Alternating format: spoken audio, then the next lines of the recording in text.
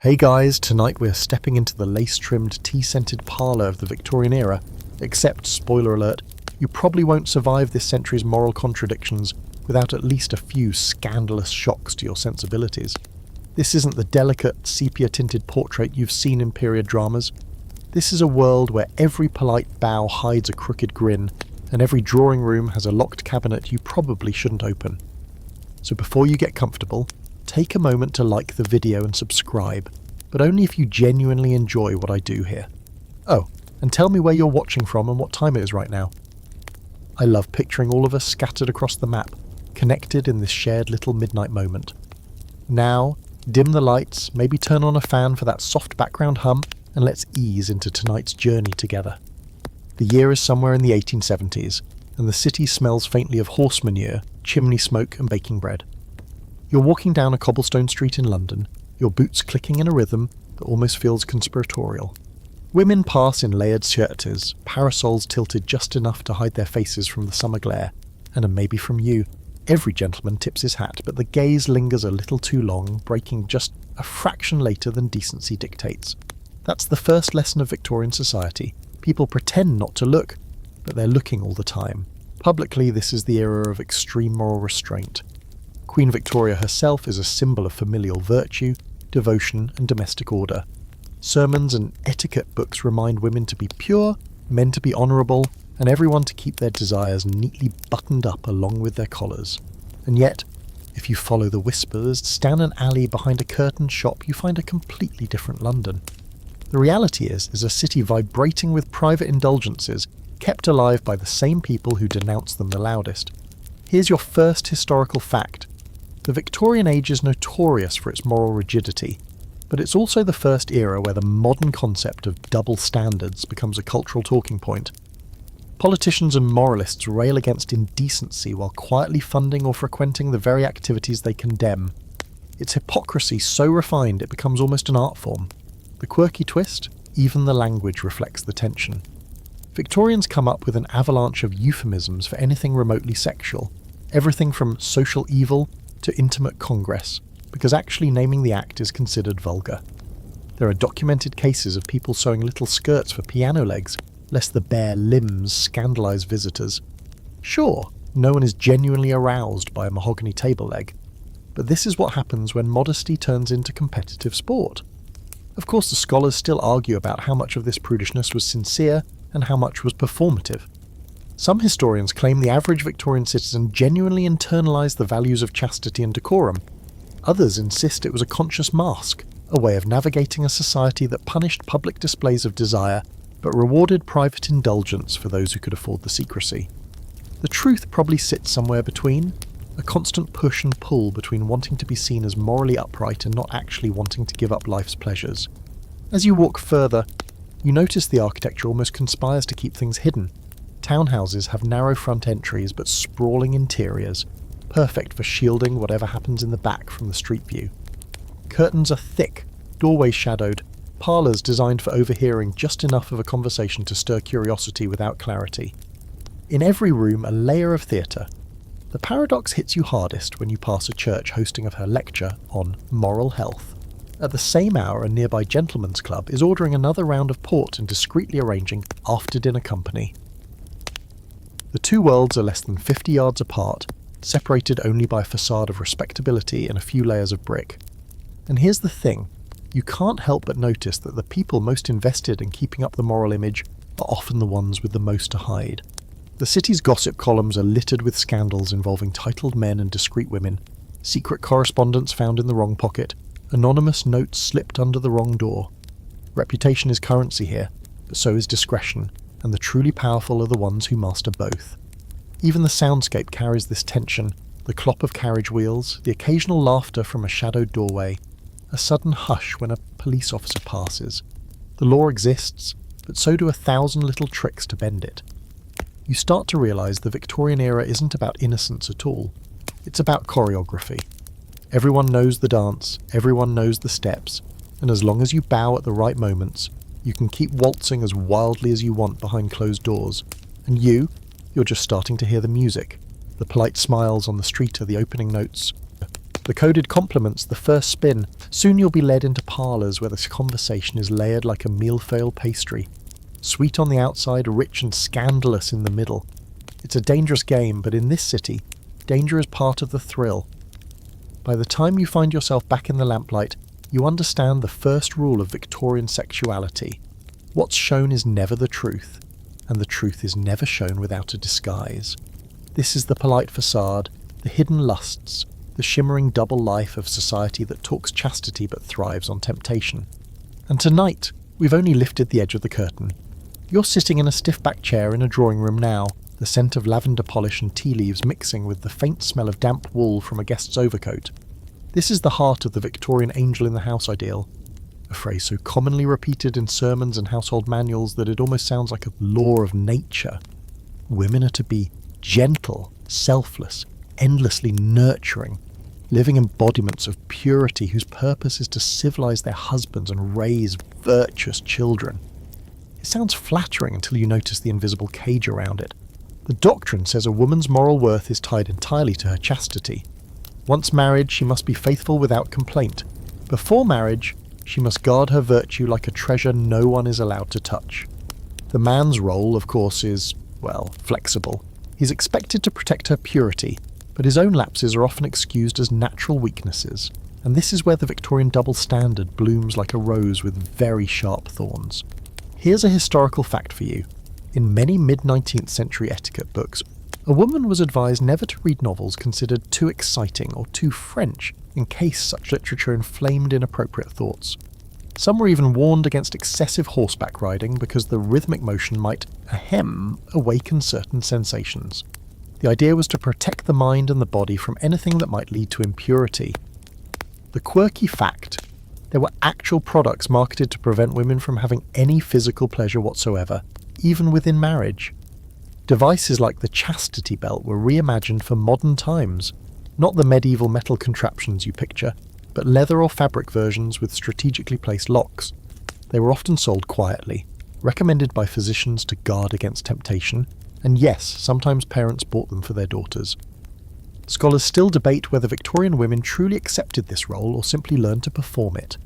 Diaries and letters that survive tell two very different stories.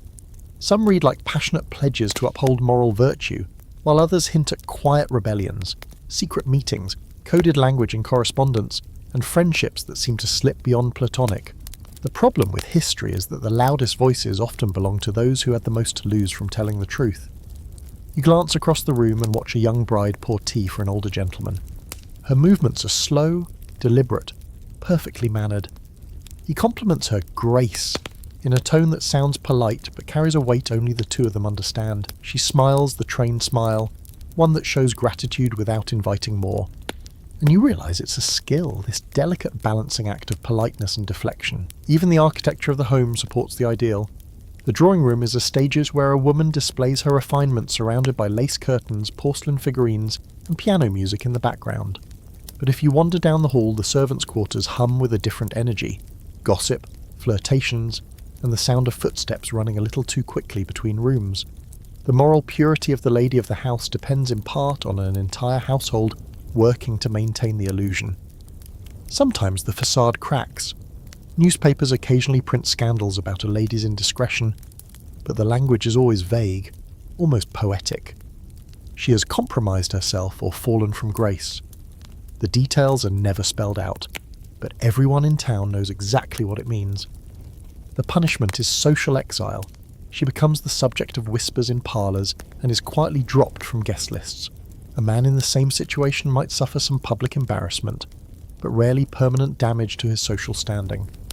You realise how exhausting it must be to live like this, constantly monitored, constantly expected to embody an ideal that is as much fantasy as reality. But there's power here too, in the mastery of subtlety. A raised eyebrow can communicate volumes. A slight pause in a conversation can redirect the entire tone. These are the weapons of someone who can't openly challenge the rules, but can bend them just enough to create space for herself. A carriage passes outside, the sound muffled through the heavy curtains. Inside, the conversation turns to charity work, another arena where women are allowed, even encouraged, to have public influence. It's one of the few acceptable ways to step into the world beyond the home. But even then, motives are questioned, reputations scrutinised. Too much independence, too much passion for a cause, and she risks being labelled unfeminine. The more you listen, the more you see how the angel in the house role serves as both a pedestal and a prison. It gives women a certain moral authority, but only within boundaries set by men. Step outside those boundaries and the angel's halo becomes a noose. You're beginning to understand that this ideal isn't about celebrating women at all, it's about controlling them, wrapping that control in poetry and praise so it feels less like a chain and more like a garland. And here's the kicker. Once you've seen the cage, you can't unsee it. You start to spot the bars everywhere, in the carefully edited conversations, the guarded laughter. The way a woman's value can be raised or ruined in a single evening by something as small as an overheard remark. The era's obsession with purity isn't just about morality, it's about power. And in that room, with its polished silver and polite chatter, you can feel both shimmering just beneath the surface. The rain has started by the time you make your way down Pall Mall, a fine mist that slicks the cobblestones and deepens the glow of gas lamps. You're headed toward a place you're not technically supposed to know exists. A gentleman's club whose name never appears in the papers, but whose doors are always open to the right knock. These clubs are the pressure valves of Victorian masculinity, where the rigid etiquette of the drawing room evaporates as soon as you cross the threshold. From the outside, the building is unremarkable. Georgian brick, a modest brass plaque, a doorman in a dark coat who looks at you long enough to decide whether you belong. Inside, the air changes, heavier, warmer, scented with tobacco smoke and brandy.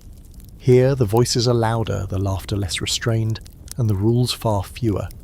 The only etiquette that matters is knowing how to keep a secret.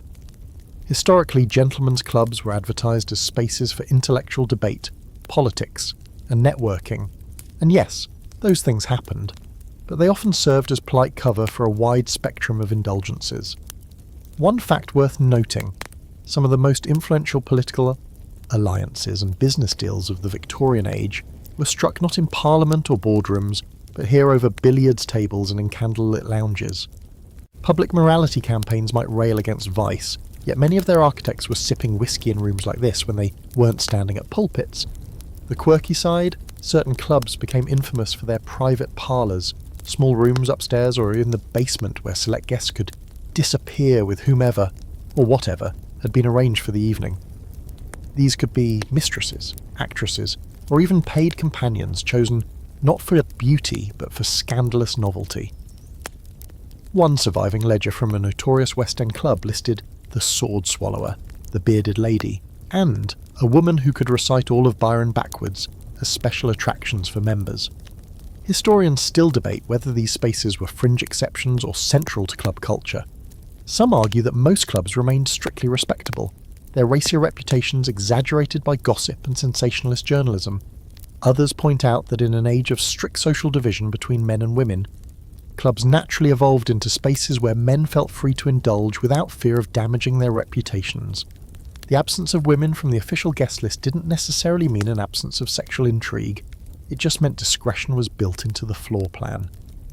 You settle into a leather armchair by the fire, the kind of chair that has absorbed decades of secrets into its cushions.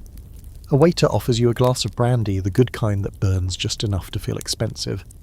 Around you, the conversations weave between political scheming, racehorse odds, and barely coded references to last night's entertainment. The younger men listen as the older ones tell stories that start with, "Of course, this is all off the record." In the far corner, a backgammon game turns into a whispered transaction. You watch money change hands, then see one man slip a small folded note into his waistcoat.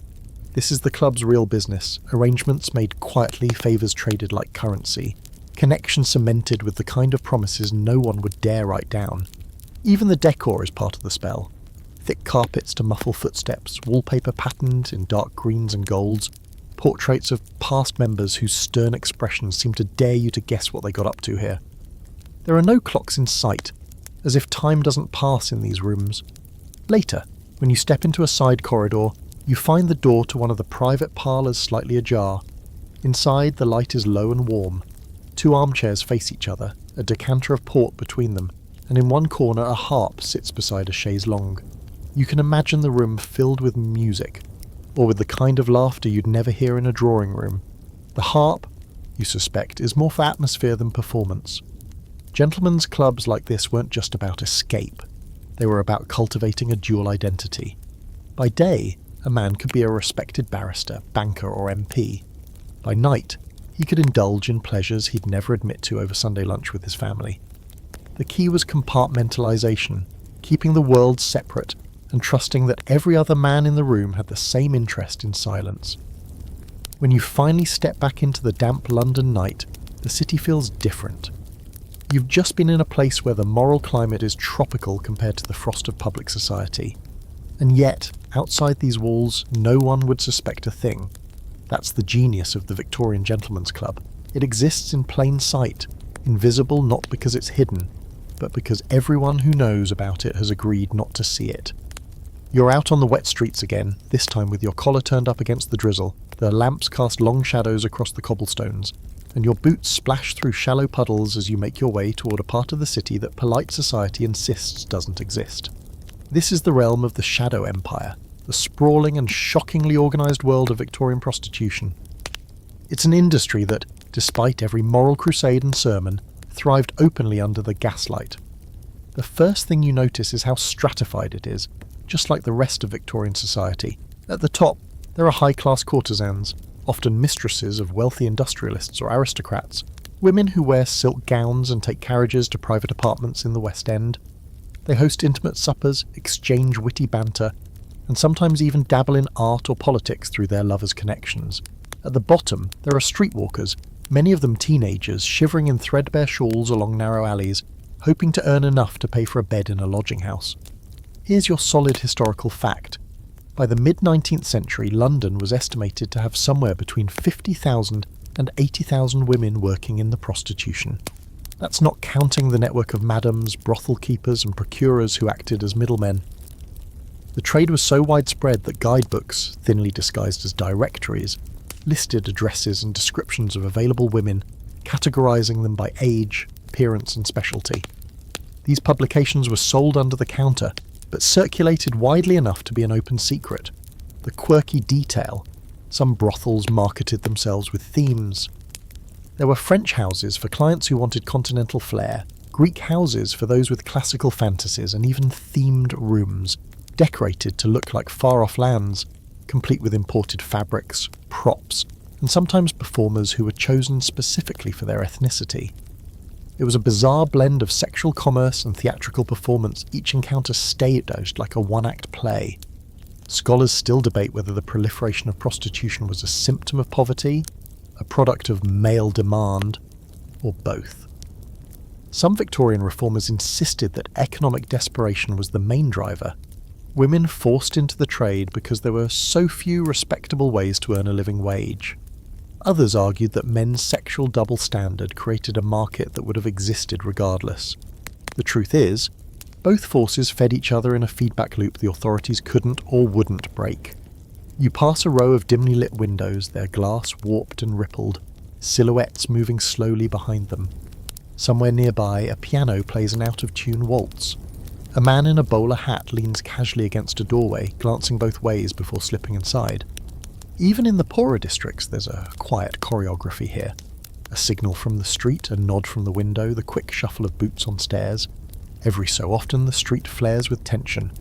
Police patrols sweep through, but arrests are inconsistent. The Contagious Diseases Acts, laws that allowed police to detain and forcibly examine women suspected of carrying venereal disease, give the authorities enormous power over the lives of sex workers. They don't apply to men, of course. A client caught in the act can usually walk away. A woman accused, whether guilty or not, can find herself humiliated, imprisoned and marked for life. In the middle of all this, you encounter the madams, the brokers of this underground market. They are businesswomen managing their establishments with a mix of hospitality and ruthlessness. Some genuinely look after their girls, offering protection and stability. Others treat them as disposable property. Either way, the madam knows everyone who matters, from the police officer willing to look the other way to the parliamentarian who prefers to arrive by the back entrance. The economic reality is impossible to ignore. For many women, the choice wasn't between virtue and vice. It was between sex work and starvation. A laundress might earn 8 shillings a week. A single night's work in the right company could bring in double that, and unlike many other jobs available to women, Prostitution allowed for some control over one's schedule and clientele, at least for those high enough in the hierarchy to refuse a customer. By the time you reach the edge of the district, you've seen enough to understand why reformers were both horrified and powerless. The trade was too large, too entrenched, and too profitable to disappear. It was woven into the fabric of the city, its threads stretching from the poorest alleys to the gilded parlours of the elite.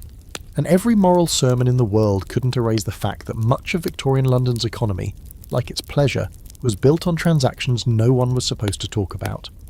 The rain has stopped now, leaving the air cool and sharp. You turn your back on the glow of the district, but you can still feel its pulse behind you, a heartbeat that matches the city's own. In the official histories, it might be a footnote, a social problem discussed in sanitised terms, but out here it's the hum beneath the gaslight, the truth that walks just a step behind you, never far away. The next morning, the fog hangs low over the Thames, curling in pale ribbons around the bridges. You find yourself drawn toward a government building, one of those imposing stone structures with tall arched windows and doors heavy enough to make you feel small. Inside, the air smells faintly of ink, damp wool, and the faint metallic tang of brass fittings. This is where Victorian moral outrage meets medical paranoia, the headquarters for enforcing the Contagious Diseases Acts. These laws, passed in the 1860s, were meant, at least officially, to curb the spread of venereal disease among the armed forces. The theory was simple. If you could control and monitor women suspected of prostitution, you could protect the health of soldiers and sailors. The practice, however, was far uglier. Any woman in certain garrison or port towns could be stopped by police on suspicion alone, detained without trial, and subjected to a forced medical examination. Here's your solid historical fact. The examinations were not polite checkups in a doctor's office. They were invasive procedures performed with speculums, often without anaesthesia, and they were traumatising. Many women described them as a form of state-sanctioned assault. The men suspected of spreading disease, they faced no equivalent inspection. The quirky and horrifying twist? The examiners sometimes worked in the very same neighbourhoods where they'd previously been paying customers. A police officer could visit a brothel on Saturday night and then arrest one of the women he'd seen there on Monday morning for a medical inspection. The hypocrisy was so thick you could spread it on toast. Historians debate the real motivation behind the acts. Some argue they were a genuine, if misguided, public health measure shaped by the limited medical knowledge of the time. After all, germ theory was still a new concept.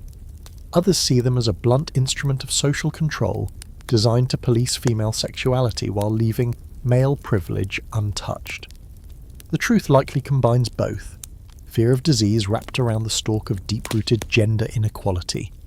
You walk down a dim corridor where clerks are hunched over ledgers, carefully recording the names and conditions of women examined. The entries are chillingly matter-of-fact, no mention of circumstances, only symptoms and verdicts. A red X beside a name means confinement in a lock hospital, sometimes for months, sometimes for years, until doctors declared her clean. Many women never left these institutions alive. Outside, you follow one of the inspectors as he heads toward the poorer districts. He's a short man with a quick stride, his boots clicking over the cobblestones. You watch him stop a young woman carrying a basket of laundry. She protests, insists she's on her way to work, but he waves her toward a waiting wagon. No charge, no trial, just suspicion. The basket tips as she's pulled away, and clean shirts spill into the mud. In the neighbourhoods most affected by the acts, fear becomes a constant companion. Women take long detours to avoid certain streets, keep their eyes down and dress more modestly than ever in hopes of avoiding attention. But poverty is its own beacon. Shabby clothing can mark you as likely in the eyes of the patrols, no matter your actual work. Reformers begin to push back. Josephine Butler, a fierce campaigner for women's rights, takes up the cause, calling the acts a Sav code that treats women as property of the state. She organises meetings, writes pamphlets, and speaks with the kind of fire that makes government men sweat under their collars. She's mocked in the press, accused of indecency for even discussing the subject, but she refuses to stop. You find yourself imagining her at a rally, her voice carrying over a restless crowd. She's not just fighting the injustice of the law, she's challenging the very idea that women's bodies can be legislated for male convenience. In the stiff and silent moral climate of Victorian England, that's nothing short of revolutionary. The resistance works, eventually.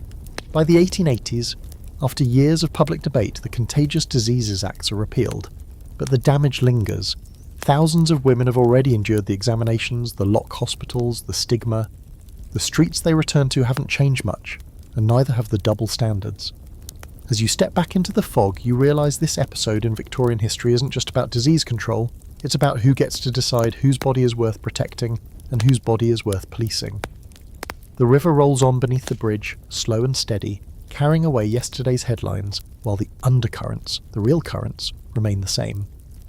You find yourself in a boutique on Regent Street, the kind of place where polished mahogany counters gleam under gaslight and everything smells faintly of lavender sachets. The shopkeeper, a wiry man with pince-nez perched precariously on his nose, fusses with a display of silk ribbons, while behind him an array of corsets hangs like elegant cages. The Victorians will tell you these garments are about fashion and posture, but beneath the lace and whalebone lies something far more complicated, and far more erotic. The corset is the most controversial item of women's clothing in the century.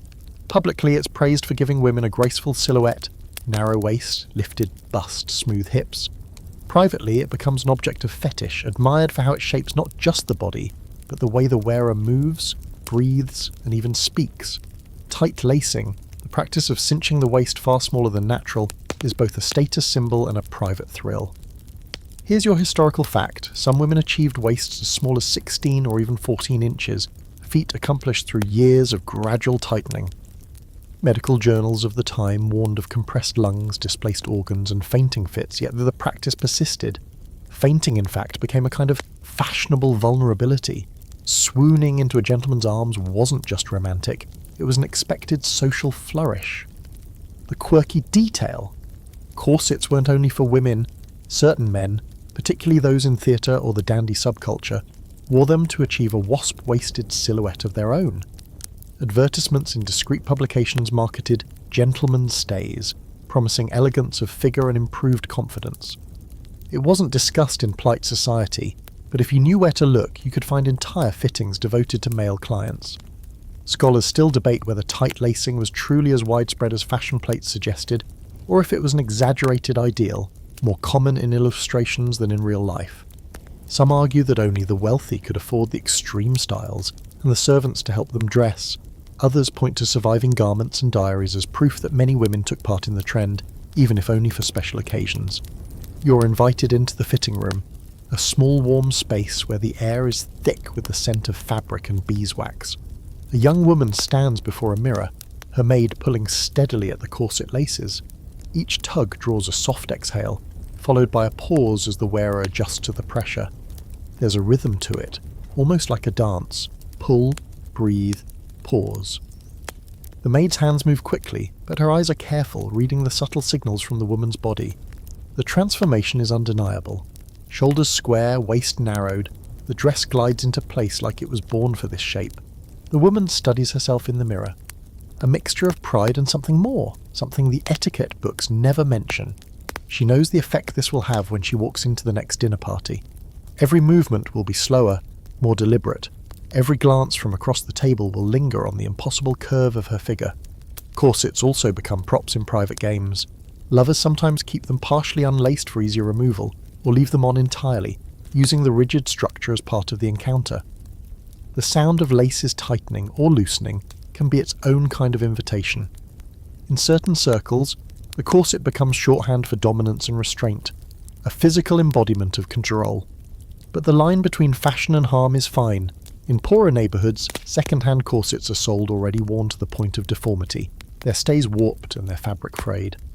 Tightening these beyond their limit can cause bruising, broken stitches, or worse. Yet for many women, even a used corset offers a taste of glamour otherwise out of reach. As you leave the shop, you pass the workshop where the stays are cut and stitched. The workers, mostly young women, sit bent over sewing tables, their fingers flying through the fabric. They aren't wearing the kind of elaborate corsets they produce.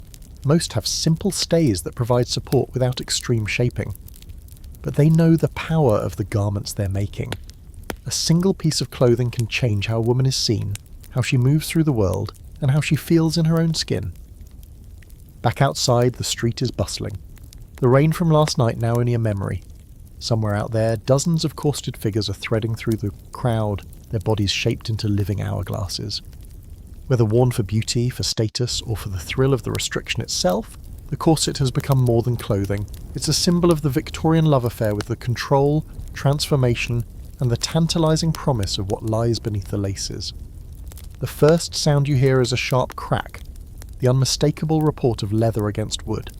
You're in a private townhouse, not a barracks, and yet the air smells faintly of polished cane and oiled hide.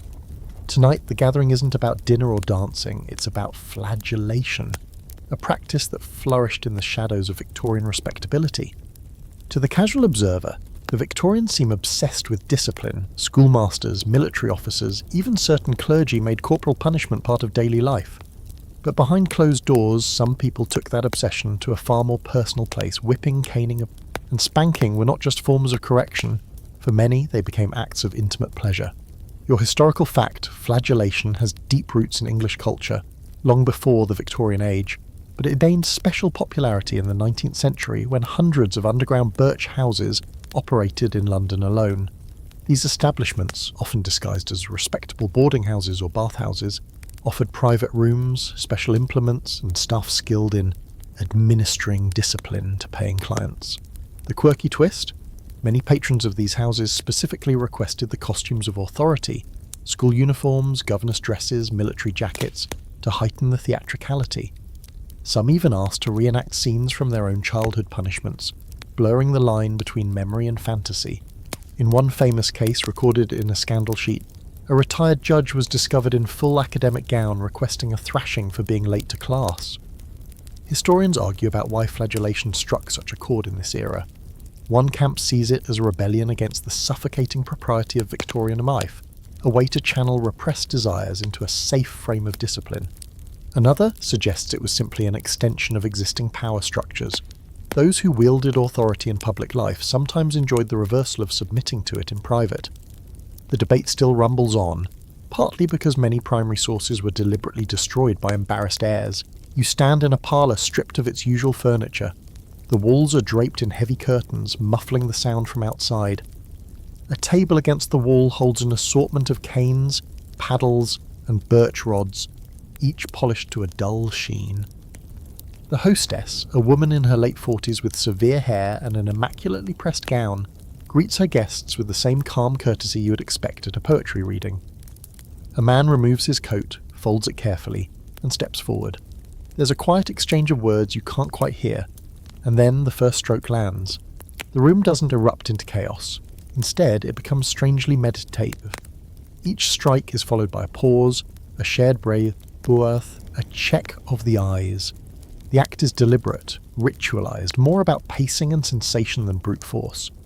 In some circles, this isn't even framed as sexual. Certain Victorians believed in therapeutic flagellation as a cure for ailments from melancholy to sluggish digestion. Physicians, especially those on the fringe, published pamphlets recommending a moderate chastisement to invigorate the nervous system.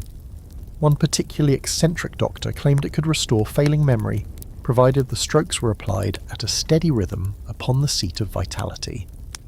Outside of medical pretense, the flagellation trade was well organised.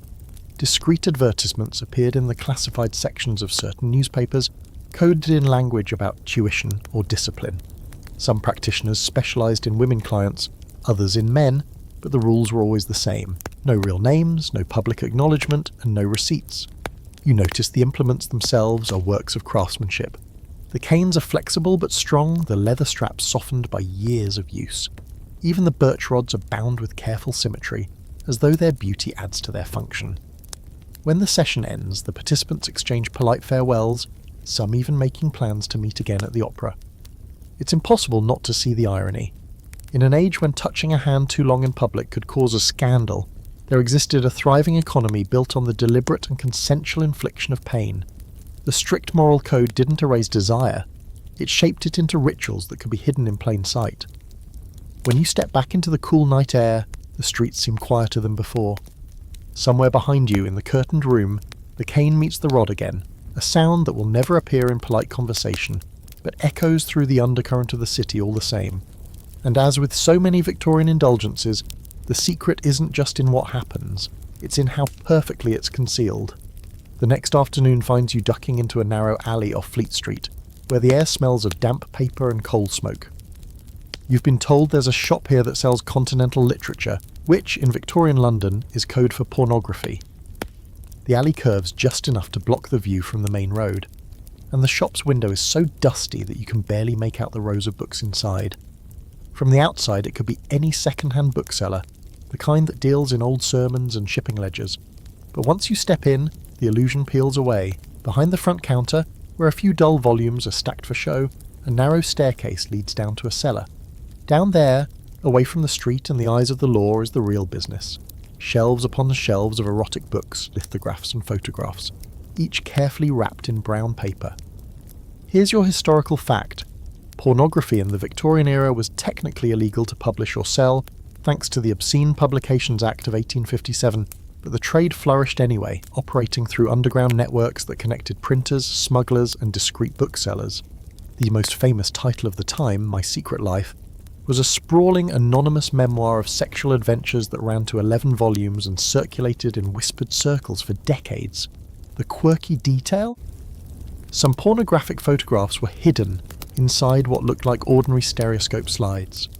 A viewer could flip through scenes of the Alps or the pyramids, and then, with a quick sleight of hand, switch to an image of two unclothed lovers in a London boarding house.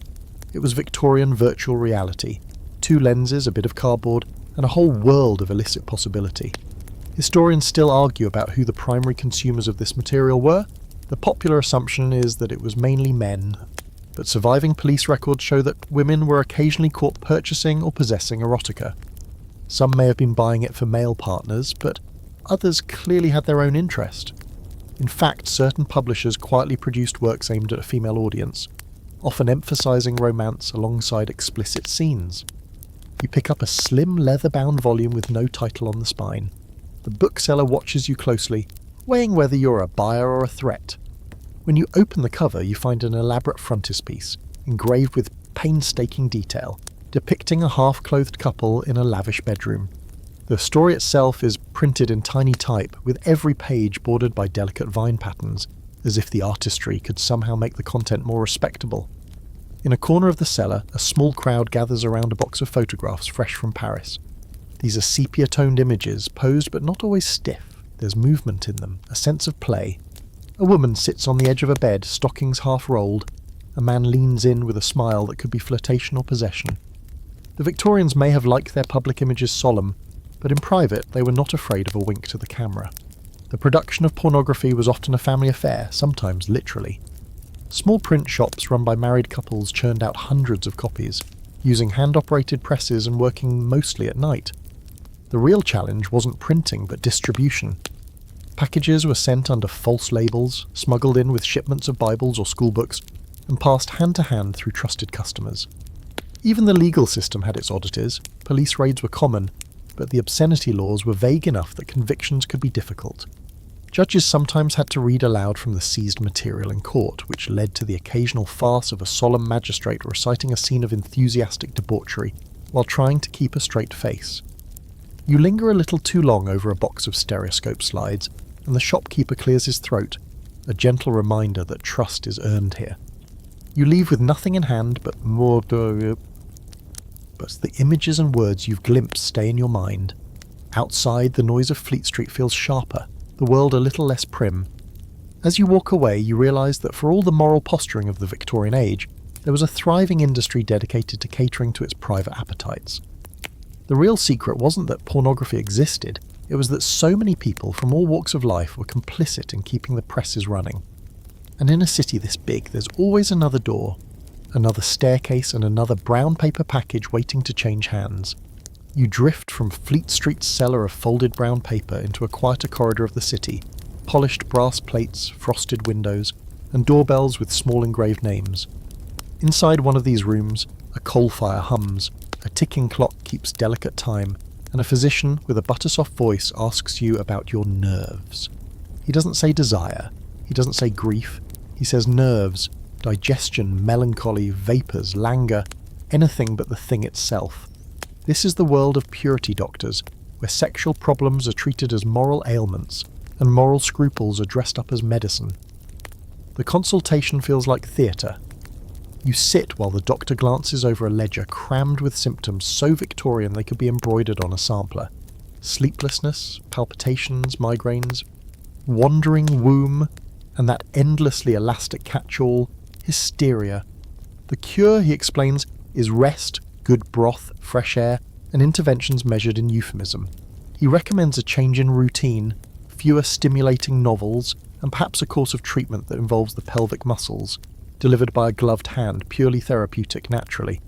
He says the last words the way one might say, purely botanical. Here's your historical fact. In the mid-19th century, some British and American physicians diagnosed women with hysteria and prescribed manual pelvic massage to induce what they called paroxysm, believed to relieve congestion of the womb and restore calm. Doctors framed the procedure as strictly clinical. No romance, please, we're medical men, and recorded it in casebooks with a straight face that deserves a medal. You can feel the choreography of discretion in the room. The curtains are thick, the door's key turns with a prudent click. A chaperone might wait in the front parlour, leafing through a devotional tract. If you've been paying attention since Regent Street, the pattern is familiar. Victorians rename the thing they fear, and then handle it under cover of civility. The same city that rousts women under the Contagious Diseases Acts for infection control turns around and invites private relief inside respectable consulting rooms, and no one blinks because the lamp is shaded with Latin. The quirky edge of the practice grows stranger as the century advances. Doctors, exhausted by the hand cramp of treating so many nervous patients, begin adopting devices, first water jets and steam-driven contraptions in hydrotherapy spas, then hand-cranked massagers, and eventually early electric vibrators in the 1880s and 1890s. Some clinics boast machines with brass fittings and humming boxes, marketed as tools to invigorate pelvic circulation or tone the nerves. Department store catalogues carry home health appliances that dare not say what they do and yet somehow make themselves perfectly clear, tucked between hair tonics and foot warmers like a mischievous cousin at a prayer meeting. You catch the doctor's reflection in a framed print, galvanic apparatus in the corner, a polished table, a discreet screen. He speaks softly about purity, about the dangers of overstimulation, and then recommends a regimen of cold baths, bland foods, and a special belt to discourage self-abuse. That phrase is the era's rattling chain. Pamphlets circulate warning that masturbation causes blindness, spinal decay, insanity, and the collapse of moral fibre. Parents buy spiked rings and mechanical night guards. Schools install bed covers, and chemists sell patent cures with names that sound like temperance hymns. Some practitioners take it further, their purity shaded dark. One London surgeon, Isaac Baker Brown, argues in the 1860s that removing the clitoris can remedy hysteria, epilepsy, and wayward habits. For a time, he performs operations and publishes with confidence, until colleagues denounce him and expel him from the Obstetrical Society in 1867 for unethical practice and lack of consent. The case becomes a whispered cautionary tale. How far will medicine go when morality holds the knife? You watch the doctor lay out options for a nervous young husband who sits near the grate, twisting his hat brim. The man is worried about his wife's fainting spells, those swoons you have already seen rehearsed under tight corsetry, and, he admits in a voice you can barely hear, about her lack of marital warmth.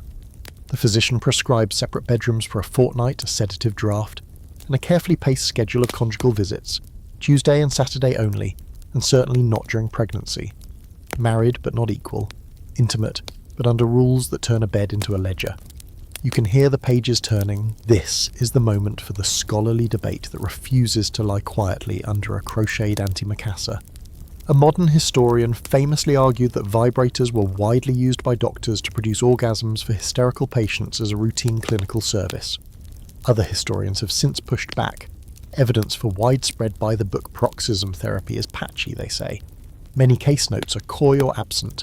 Some devices may have been intended for general massage, and the myth may have grown larger than the ledger. The truth you can feel in this room is messy. Clinical touch existed, devices existed, euphemism was thick as fog, but how common, how standardised, how openly acknowledged? That's where the archive blushes and looks at its boots. Meanwhile, purity culture keeps branching like ivy. Circumcision is occasionally recommended for boys as an anti-masturbation measure. Bland diets, no spices, no coffee, are urged to quiet animal spirits. Clergymen and medics co-author pamphlets with shared thunder, warning that desire must be harnessed for the sake of the home and nation. And yet, on this same street, a chemist sells French letters under the counter, and down that alley, a bookseller wraps a parcel in brown paper. The city's contradictions keep perfect step, like dancers who can't afford to miss a beat. You think back to the fainting couches, the corseted breath, the drooping lashes that pass for virtue at dinner parties. In this office, the fainting becomes a billable symptom. The breathlessness becomes a diagnosis with a fee. The doctor's instruments gleam like miniature cutlery laid for a morally improving supper. He is careful to maintain eye contact only at the respectable angles, forehead, wrist, the spot where a pulse proves the body is just a machine humming. Nothing to see here. Outside, the wind lifts the fog just enough to show a hydrotherapy establishment with painted signage, healthy baths, tonic sprays, nervous disorders attended. Inside, a tiled room roars with water pressure. A matron in a practical apron adjusts valves, sending a forceful jet toward a hooded alcove where modesty screens keep everything deniable.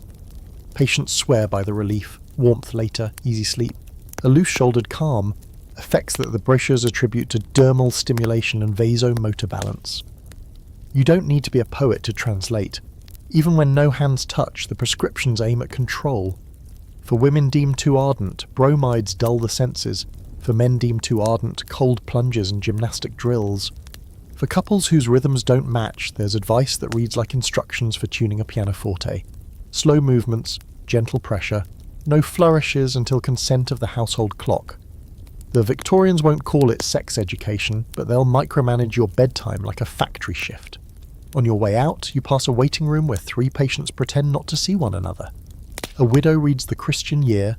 A clerk examines his fingernails with alarming devotion. A young wife studies the fire as if it might explain her future. Somewhere in the back, a machine hums, a small contained thunder, power tamed and wired through brass. You recall the stereoscope slides in the Fleet Street cellar, the corset hooks catching the light, the cane polished to satin in the townhouse parlor. Different tools, same trick, rename desire, routinize it, then hide it under hardware and prayer. By the time you reach the street, the brass plates along the row glow like a string of gaslit constellations. Behind each one, a different reading of the same human restlessness. The need to feel wanted, the fear of being judged, the relief of being told what to do, the rebellion of doing it anyway. Purity doctors can catalogue the nerves, regulate the nights, and hum along with their machines. The city will still find its own pulse. And you, walking with the crowd, can hear both rhythms at once. The official heartbeat of respectability and the quieter one, just beneath it, insisting on being felt. The fog has thickened by evening, rolling down the Strand in soft grey coils that seem to swallow sound. You follow the glow of a small brass lamp swinging outside an unmarked door, the kind of signal only the right people notice. Inside, the air changes, warmer, fragrant with tobacco, and threaded with the faint sweetness of burning opium. Here, the Victorians' twin appetites for intoxication and intimacy meet, each making the other easier to chase. The opium den is smaller than the penny dreadful suggest. No labyrinth of bunk beds and sprawled figures, no chorus of incoherent muttering, just a low room, faded carpets, and a scattering of narrow divans against the walls.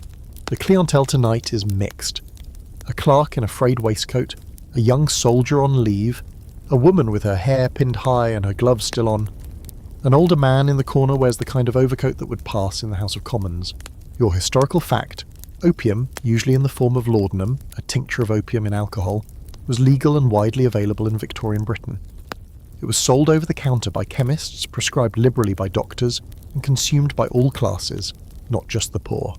Laudanum was as common in middle-class medicine cabinets as aspirin is today, used for everything from toothache to sleeplessness to nervous agitation.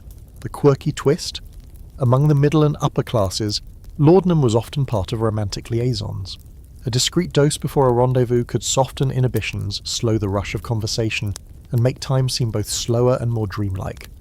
Poets swore by it for inspiration, lovers swore by it for courage, and in the more secretive corners of society, opium pipes became props in elaborate seductions. The act of sharing a pipe, lips on the same mouthpiece, was a kind of kiss disguised as habit. Historians debate how entwined the drug and sex trades really were. Some argue the overlap was more literary than literal, shaped by novels like Confessions of an English Opium Eater and by Orientalist fantasies that link the East with exotic sensuality. Others point to police records showing that certain brothels kept opium on hand, whether to please clients or to keep workers pliant. As always, the truth likely slid between both, sometimes a romantic flourish, sometimes a calculated business tool.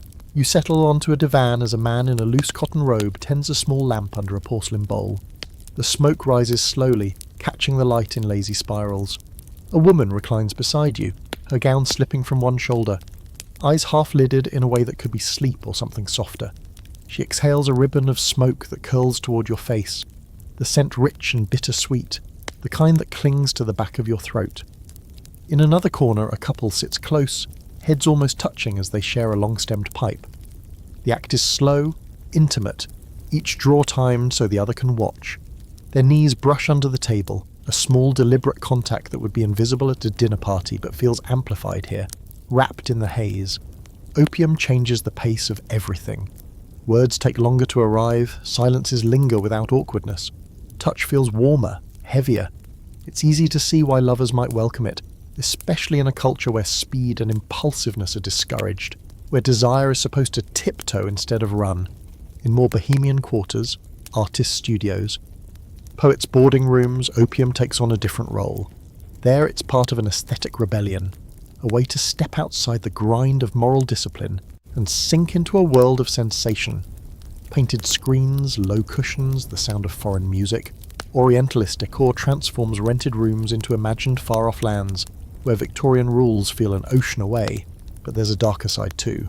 Laudanum was addictive, and long-term use could hollow out the body and mind. Many writers and artists spoke openly about their struggles to quit. Others simply vanished from public life.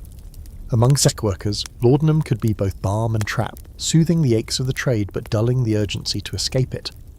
In some cases, clients brought the dose themselves, insisting it would make the evening more pleasant. You finish your pipe and step back into the alley, the fog wrapping you in its cool dampness. The street sounds, carriage wheels, the clop of hooves feel distant, softened by the lingering haze in your head. Somewhere behind you in that low-lit room, another couple leans closer over the pipe, each draw carrying them further from the strict lines of Victorian daylight. As you walk, you realise the link between opium and clandestine romance isn't just chemical, it's cultural. Both offer escape, both carry risk, and both thrive in the margins where rules blur. In the right company, a sip of laudanum or a curl of smoke isn't just a drug, it's a permission slip, handwritten in shadow and sealed with the promise that for a little while you can step outside yourself. It's a chilly night in Soho and you're following the sound of a fiddle spilling from an upstairs window. The music is quick, playful and layered with the shuffle of feet on wooden boards. Inside, the room smells of candle wax, spilt ale and starch, an odd mix until you see the dancers. Here, in the cramped heat above a tavern, no one is quite who they seem. Dresses sit wrong on shoulders, trousers hang loose on hips, wigs slip a little under the heat of the lamps. This is a gathering for cross-dressing and gender play, and the crowd is delightfully uninterested in making it subtle. The Victorians often talk about gender as though it were carved in stone, yet in spaces like this, it's worn like a costume, sometimes literally. Men in silk gowns sip beer from mugs, women in waistcoats lean on the bar, voices pitched low. There's laughter when someone's false moustache peels at the corner, and applause when a dancer twirls so fast her borrowed top hat sails into the crowd. Here's your historical fact. Cross-dressing in Victorian England was technically criminal in public under various vagrancy and public order laws, though these were unevenly enforced. Still, it appeared often in the theatre, especially in pantomime, where breeches roles let actresses wear men's clothing on stage, and dame roles had men in extravagant dresses. This blurred line between theatrical license and private experimentation created small cracks in the rigid gender wall. The quirky detail. Some private clubs held masquerade suppers where the invitation made it clear guests could attend dressed as any gender, real or imagined. Men appeared in gowns with padded hips. Women strutted in officers' uniforms complete with toy sabres. The game was as much about how convincingly one could play the role as it was about the costume itself. At the height of the evening, dances might pair people without regard for their presented gender. the steps relearned to suit whatever boots or skirts they wore. Historians debate how widespread private gender play really was. Some argue it was confined to bohemian or artistic circles, fueled by theatre culture and cosmopolitan influences from Paris and Berlin. Others suggest it was more common but carefully hidden, particularly among people whose everyday lives were tightly bound by gendered expectations. Court records from raids on disorderly houses sometimes note clothing swaps among those arrested, but whether these were playful disguise or deep identity expressions is harder to prove. You take a seat near the window, where a young woman in an immaculately tailored frock coat leans over to light your pipe. Her fingers are quick, her smile just this side of mischievous. The cut of her coat exaggerates her shoulders. Her voice is low but melodic. She offers her arm, and you take it, letting her lead you into a waltz. The floor is uneven, the ceiling low, but the music carries you. Around you couples form and dissolve. Skirts swish against trousers, boots thump beside patent leather slippers. In one corner, a man in a ball gown and feathered headdress tells an animated story to a cluster of admirers. His deep laugh undercuts the high pitch of his voice, but no one seems to mind. At the far end of the room, a woman in sailor's trousers perches on the piano, swinging her legs and singing bawdy verses between sips of gin. The freedom is intoxicating. Here, the usual gaze is flipped, the rules scrambled. Some guests are here for the thrill of disguise, the novelty of seeing themselves in the mirror as someone else. Others are here for more personal reasons, testing identities they can't express outside this room. You overhear two women in matching suits discussing the possibility of moving to the continent, where they've heard Paris might be more forgiving. Whether it's true or not doesn't matter. The fantasy is oxygen. There's always risk. Police raids on cross-dressing gatherings did happen, sometimes leading to charges of indecency or disorder. But for many, the chance to live, even for a few hours, outside the narrow lanes of Victorian gender was worth it. The masquerade might last until the first light crept under the shutters, at which point everyone would swap back to their proper clothes and step into the street as though the night had never happened. The music slows, and you find yourself once again by the window, watching the flicker of lamps below. The woman in the frock coat tips her hat and vanishes into the crowd. For a moment, you can't tell if she was playing a part or living her truth, but maybe that's the point. In a world that insists on seeing only what it expects, the smallest change in costume can make everything else possible. You move through London after midnight, the streets quieter, the lamplight gauzier, as if the city itself has loosened its collar. You've learned to keep your eyes soft, not to stare but to notice. The pause beside a park gate, the second glance in a mirror-bright shop window, the gentleman who lingers at the edge of St James's Park then drifts on only when someone follows. In daylight, the paths curl with nursemaids and prams. Now the gravel crunches under shoes that travel with purpose and caution. This is a network with no directory, a map drawn in muscle memory and rumour. In nods and silhouettes and the courage to meet a stranger's gaze for half a breath longer than is safe. The code is as much about subtraction as speech. Names become initials, addresses are given as near the arcade or by the statue. Letters speak of friendship and sympathy and pure affection with an intensity that scorches the page. You pass a Turkish bathhouse where steam seeps from a basement grating, sweet and mineral. Inside, the tiled rooms are hummingbird hot, and the towels are as white as sermons. Men's voices echo in the mist, voices pitched neutral, pleasantly anonymous. In the cooling room, newspapers lie open to politics and horse races, while glances read other headlines. Everyone pretends to be nobody. It's a talent. Here's your historical fact. In 1885, Parliament passed the Criminal Law Amendment Act, whose notorious Labouchet amendment criminalised gross indecency between men, whether public or private. That catch-all clause turned suspicion into a weapon and made clandestine life even riskier. A few years later, the 1889 Cleveland Street scandal exposed a male brothel using telegraph messenger boys, entangling aristocratic whispers and prompting polite society to develop collective amnesia on command. And in 1805, the trials of Oscar Wilde pulled the veil off a portion of this world, proof that jokes about earnestness could curdle into prison sentences. On the other hand, London keeps inventing rooms in which breath can be taken. A music hall off Piccadilly has a balcony where a certain cluster of regulars always sits. Their flowers are too carefully chosen, their laughter a shade too brittle to be careless. In the pit, A comedian sings double entendres like a man twirling a parasol over a puddle, never quite letting the fabric touch the water. Down the street, a boarding house lets rooms to gentlemen of letters, and is famous for its quiet hallways and generous blinds. There's a printer who will set your private pamphlet in a font that looks like a hymn book if you can pay and promise to collect at dusk. The women's world is configured differently, less haunted by the criminal code, more vulnerable to social excommunication. Two school teachers take the same late train home every night, share a cottage with a climbing rose, and are practical in everything from accounts to holidays. The village calls them companions or the good ladies, and that is all anyone chooses to see. In colleges newly built for women, intense attachments are called smashes, bouquets of violets exchanged like medals, poems copied into commonplace books until the paper softens at the crease. Some of these bonds are tender and truly platonic. Some cross the line that polite language refuses to draw, the law does not name them, and etiquette pretends not to notice, which is both relief and ridiculousness in equal measure. Quirky fact, at the fin de siècle, a green carnation worn in a buttonhole becomes a tiny semaphore among certain men, popularised by a satirical novel and Wilde's Shadow. It's a flower and nothing more, until you know what it means, and then it's a small electric lamp pinned to your chest. Among some women, violets carry similar whispers, a bouquet that tells a different story to anyone who can read purple. You slip into a small publisher's back room where a handful of men sit with tea too strong and cigarettes too fast. Their talk is careful, earnest, bookish. Greek ideals, Whitman's friendship, the writings of a German advocate who calls such love an innate nature rather than a vice. The word Uranian drifts in the smoke like a moth, used by a few radicals to dignify what the courts would destroy.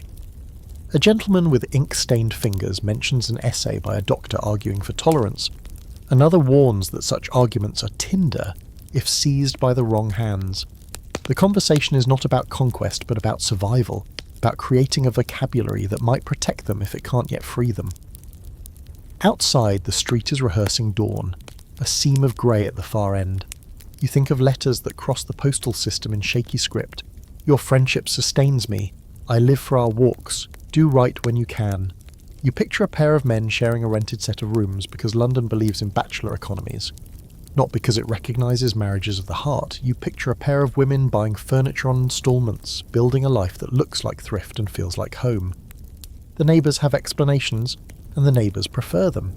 In this era, the safest disguise is an ordinary story told with conviction. Yet the walls are thin. A landlord raises an eyebrow. A maid is too curious. A friend's husband says a cruel thing at supper and means it as a warning. Newspapers call certain men not safe for the company of youths, and the phrase is so vague it spills everywhere, staining reputations by implication alone. After the wild trials, the temperature drops a few degrees. Acquaintances stop sending invitations. Letters are written with an eye to the possibility of a policeman reading them aloud. The network doesn't vanish, but it tightens and goes quieter, like a ship reefing sail. Here is the scholarly debate that keeps historians up at their desks. How wide and organised were these networks, really?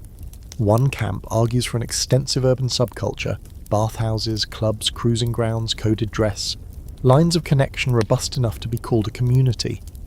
Others caution that we're stitching a quilt from scraps, court transcripts, scandal sheets, diaries that survived by luck. They warn against reading every intense friendship as erotic and every lily as a signpost. The archive tells you truths and then drapes them.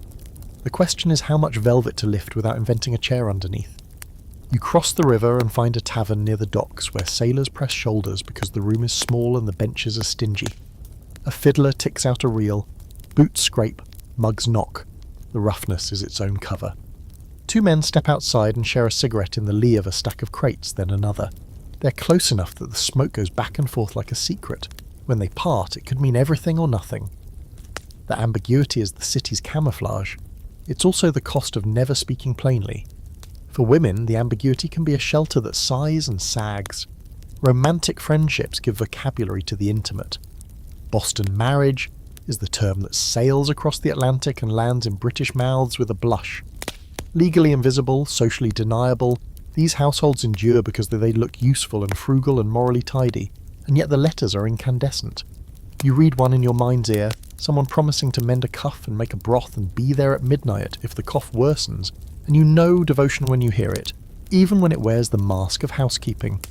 A final oddity before dawn, a charity ball, where men in immaculate evening dress wear gloves a half-shade too daring and a ladies' fan clicks at a particular rhythm that means, to 3 people in the room, supper in the ante-room after the waltz.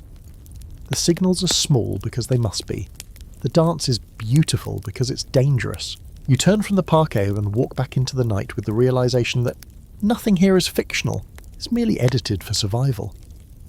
By sunrise, the city looks respectable again. Carters shouting, milk pails clanking, paperboys yelping headlines about Parliament and rain. But you've learned the trick of the second map, the one that overlays the streets with other routes. A bench in a park, a bath's cool room, a bookshop that sells Greek verse and hope, a cottage with violets climbing the fence. The networks are improvised and tender and braver than they look. You can trace them like constellations if you know which faint stars to connect, and once you've seen the pattern, the sky will never be empty again. You wake to the soft scratch of a comb through hair. The sound is intimate, almost secret, like a letter being opened. Morning light slides across a dressing table crowded with glass bottles, violet water, rose oil, a cut glass jar labelled brilliantine. A pair of silver scissors glints beside a little porcelain pot you've seen in a dozen good houses. The hair receiver, where shed strands are tucked away for later. The receiver's lid has a neat slit in it, like a moneybags, and tonight's currency is keratin. You already know how this city loves props. Corset laces, brown paper, polished canes. And hair is the most portable prop of all. A piece of the body that can leave the body and still keep its power. When you step outside, the barbershops are open, all striped poles and sharp cologne. Inside, the air is thick with soap lather and gossip. A barber in a crisp apron twirls his comb between fingers and asks, with priestly solemnity, wax or no wax? There is only one correct answer in the 1870s. Wax, obviously, and plenty of it. Moustaches are national monuments now, brushes, handlebars, imperial flourishes that turn upper lips into punctuation marks. You watch a gentleman tilt his chin while the barber smooths a curve so precise it could sign its own name. Here's your historical fact. The mid-19th century beard movement really did sweep Britain. Amid worries that industrial life was weakening men, whiskers were framed as healthful and virile, nature's respirator, moral backbone attached to the jaw. Facial hair soared in popularity after the Crimean War, and by the 1860s, side whiskers, beards, and grand moustaches became badges of vigour. Entire pamphlets defended beards on medical grounds, as though chin stubble were a vitamin. The focus on facial hair bleeds into the boudoir as neatly as a razor nick. Lovers whisper about beards the way they used to whisper about poetry. A kiss through waxed curls is a different texture of intimacy. Soft, then prickled, then soft again, and it leaves the faint perfume of bay rum on the air. At breakfast tables everywhere, porcelain teacups develop a new accessory. The moustache cup with a clever ceramic guard to keep hot tea from melting carefully sculpted wax. It's domestic engineering to protect your face furniture. Somewhere in Stoke-on-Trent, a potter is laughing all the way to the bank. Across town, the ladies' hair trade booms like a second stock exchange. You slip into a milliner's back room that smells of horsehair pads and hot tongs. Transformations, the advertisements call them. Switches, falls, braids, rats, a whole vocabulary of pieces that can be pinned and invisibly blended to build towers of hair that defy gravity and common sense. A maid brings in a paper-wrapped bundle of good country hair, chestnut and glossy, purchased from a broker who spends his days travelling market towns with a scale and shears. The commerce is both practical and unnerving, beauty measured by the ounce. Surviving trade records show shipments of human hair moving through London like any other commodity. Bales from Yorkshire, crates from France and Italy, destined for dressing tables and theatre wardrobes. In the dressing room of a music hall singer you met back at the Gentleman's Club, yes, the one with the harp that was more ambience than instrument, a maid builds a chignon the size of a small loaf using the contents of that little hair receiver. Waste not, the singer jokes, as the maid shapes shed strands into a pad called a rat, securing it with quiet, confident pins. When the singer steps out under the gaslights, the effect is devastating, a gleaming ave that glows like molasses. Men murmur, women take notes, and more than a few hearts skip for reasons they won't discuss at supper. The erotics of women's hair are hardly subtle. In public, hair is architecture. In private, it is theatre. A married woman unpins her hair and the room recalibrates. Suddenly the day is over, and the night has an opinion. Lovers ask for a single lock tied with ribbon. Some get a coil for a locket to be kissed when no one is watching.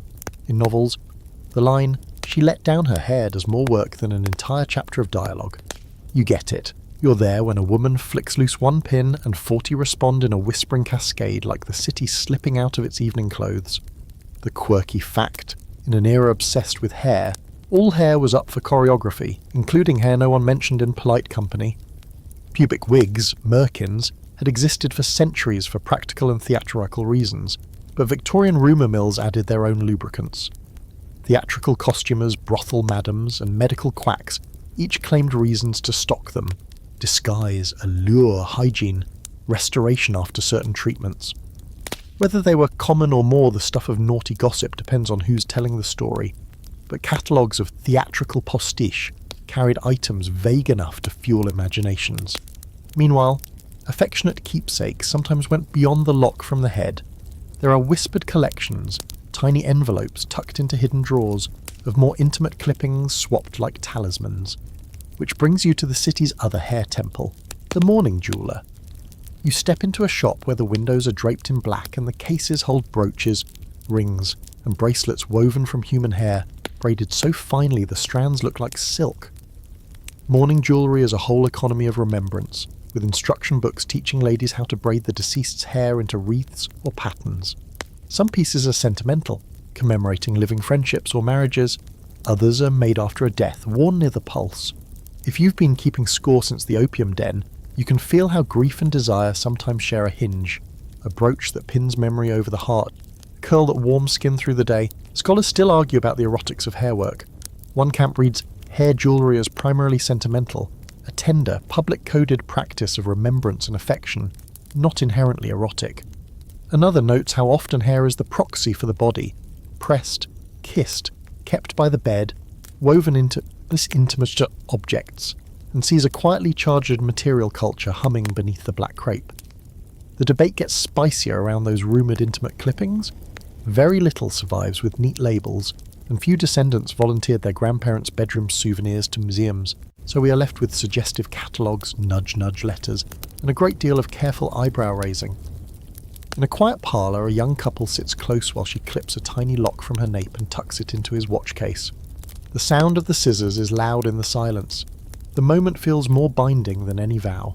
Elsewhere, a man writes to a lover about the smell of her hair oil, ilang ilang perhaps, and how it clung to his hands for hours after they parted. In a lodging house near the Strand, a dancer wraps a queue of false hair around her own braid and smiles at the new weight on her head. She knows exactly how heads will turn when she steps on stage. Back at the barber shop, a boy admires himself in the glass, rolling the new ends of his moustache between forefinger and thumb.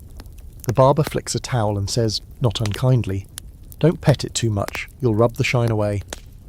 The boy grins anyway. A moustache is a build toward. It announces participation in a ritual of touch, grooming as a performance, grooming as prelude. In parlours where you've seen fans and gloves do the talking, hair speaks the loudest. It is both costume and confession, tidy on the street, unruly in the dark, constrained under pins, then spilling over shoulders like a Roman candle. There's a fringe market for hair tonics and restoratives, bottles promising to awaken dormant follicles and rescue honour along with hairlines. Advertisements read like love letters to the scalp, complete with before and after woodcuts where the after man looks unmistakably more heroic. The fear of balding plays the same note as the beard-trumpeting pamphlets, virility measured in inches of keratin. Somewhere between earnestness and snake oil, a nation massages its temples and hopes, and yet, underneath all the gadgets, braids and wax, the power of hair stays simple. It's the part of you the world can touch without permission, and the part of you you can leave behind without injury. It holds scent like a diary, curls like a question mark, and in the right hands becomes a promise, of memory, of mourning, of mischief.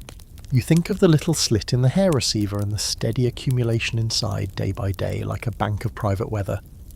By evening that saved softness becomes architecture again, and someone across a room forgets their sentence. When night falls, you pass a window where a woman sits unpinning her hair, each pin tapped carefully into a china dish, small bright notes in a descending scale. The room hums with the same low energy you felt in the corset shop, the flagellation parlour, the physician's surgery, the choreography of exposure and concealment the Victorians practiced like daily prayer. Hair is their favourite paradox. The more it's kept under control, the more powerful it becomes when it isn't. You watch the last coil fall, a dark river over her shoulders, and the city for a moment forgets to pretend. The city feels slower today, muffled by a light drizzle that dampens the cobblestones and hangs in your hair. You wander past shops with black crepe in the windows, past the sound of a funeral procession clopping toward Highgate Cemetery, until you find yourself inside a drawing room where the curtains are drawn against the pale light. This is mourning season, a long, meticulously choreographed ritual for Victorians who turned grief into an art form, and sometimes into an unexpected kind of intimacy. Mourning etiquette is strict enough to make military drill look casual. Widows are expected to wear deep mourning for at least a year. Full black dresses of dull crepe, no shiny fabrics, no jewellery except jet or hairwork. Gloves, veils, parasols, everything must signal loss. Gradually the rules allow half mourning, where shades of grey, mauve, and lilac creep back in. Every step is timed, every shade of fabric carrying a coded message about how far along you are in grief. Here's your historical fact. Queen Victoria's decades-long mourning for Prince Albert set the tone for the entire era. After his death in 1861, she wore black for the rest of her life, withdrew from much public life, and turned her private grief into a national model of devotion. Mourning shops flourished, selling ready-made crepe gowns, black-edged stationery, and mourning jewellery, entire businesses built on grief's timetable. But beyond the public uniform, mourning creates pockets of privacy, moments when physical closeness is suddenly allowed, or at least less questioned. A grieving widow can accept the touch of a friend's hand for comfort, or lean against a shoulder during a particularly wrenching hymn. A widower can speak openly of love lost without breaking decorum, and in those moments, confidences spill that would never be voiced in normal times. The quirky detail, mourning portraits, often painted or photographed with the deceased's image added in as a ghostly overlay, sometimes feature poses so tender they border on romantic. A widow gazing at her husband's portrait with parted lips, a hand resting on the empty chair as if on a thigh, intimacy recast as devotion, the erotic disguised in the language of grief. Even more startling are the post-mortem photographs where the dead are propped in lifelike poses among the living. The line between commemoration and longing becomes very thin. Historians debate whether mourning's sensual undertones were accidental or deliberate. Some argue that physical closeness during grief is simply human nature, unbound by the era's moral rigidity. Others suggest that for certain Victorians, mourning's black drapery and socially sanctioned emotion became an acceptable veil for feelings they could not otherwise express. Mourning garments, after all, conceal the body completely, yet they also draw attention to it, framing the face in stark contrast, making every exposed inch of skin stand out. You sit in the parlour and watch as a young widow receives visitors. She is dressed in heavy black crepe that rustles faintly as she moves, her hands folded in her lap. Each caller leans close to murmur condolences, and she meets each gaze with a slow, steady look. Her veil hangs loose indoors, a sheer filter between her and the room, lending her an almost otherworldly beauty. One man holds her hand a beat longer than necessary. No one remarks on it. The excuse of comfort makes certain liberties invisible. In quieter moments, mourning can even become a kind of private performance. Some widows write letters to their late husbands in notebooks that they keep by the bed. Some widowers wear a locket of hair against the skin. These tokens blur the boundary between memorial and intimacy. In the half-lit hours before dawn, who is to say where grief ends and longing begins? Mourning jewellery plays its part. You see bracelets woven from human hair or rings set with tiny portraits, lockets that open to reveal miniatures flanked by curls. The act of wearing the deceased's hair against the skin is both a public declaration and a private sensation, something felt in every movement, like a touch that refuses to fade. In the drawing room's corner, a tall glass dome holds a floral wreath, made entirely of hair, arranged in intricate loops and braids. It is beautiful, yes, but also strangely alive in its detail, as though the strands still remember the head they once crowned. Guests admire it with polite murmurs. The widow's hand rests on the base, fingertips tracing the glass. Mourning attire can also heighten allure in ways Victorians would not admit aloud. Black fabric swallows light, making skin appear more luminous by contrast. A veil creates a sense of mystery. A glimpse beneath it can feel like a privilege. In the same way, the ban on bright colours draws the eye to subtle movements, fingers adjusting a cuff, a slow turn of the head. For someone attuned to such things, mourning is its own quiet stage. Outside, the drizzle has thickened into a fine rain, speckling the black umbrellas that line the street.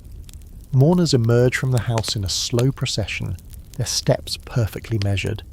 Yet behind the solemnity, you can almost sense the undercurrent, the clasped hands, the exchanged glances, the comfort sought in places and ways that won't be recorded in the etiquette books.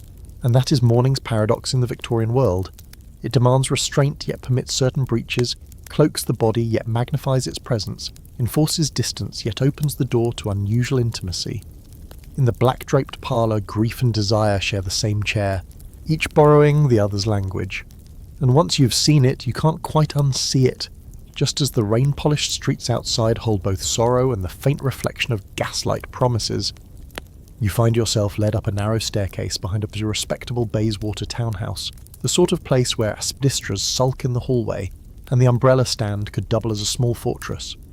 The maid who guides you says nothing, just taps at a panelled door with two knuckles, the same rhythm you heard in the gentleman's club when deals were made. Inside, the air is warm and beeswaxy, and every light has been turned down to a syrupy glow.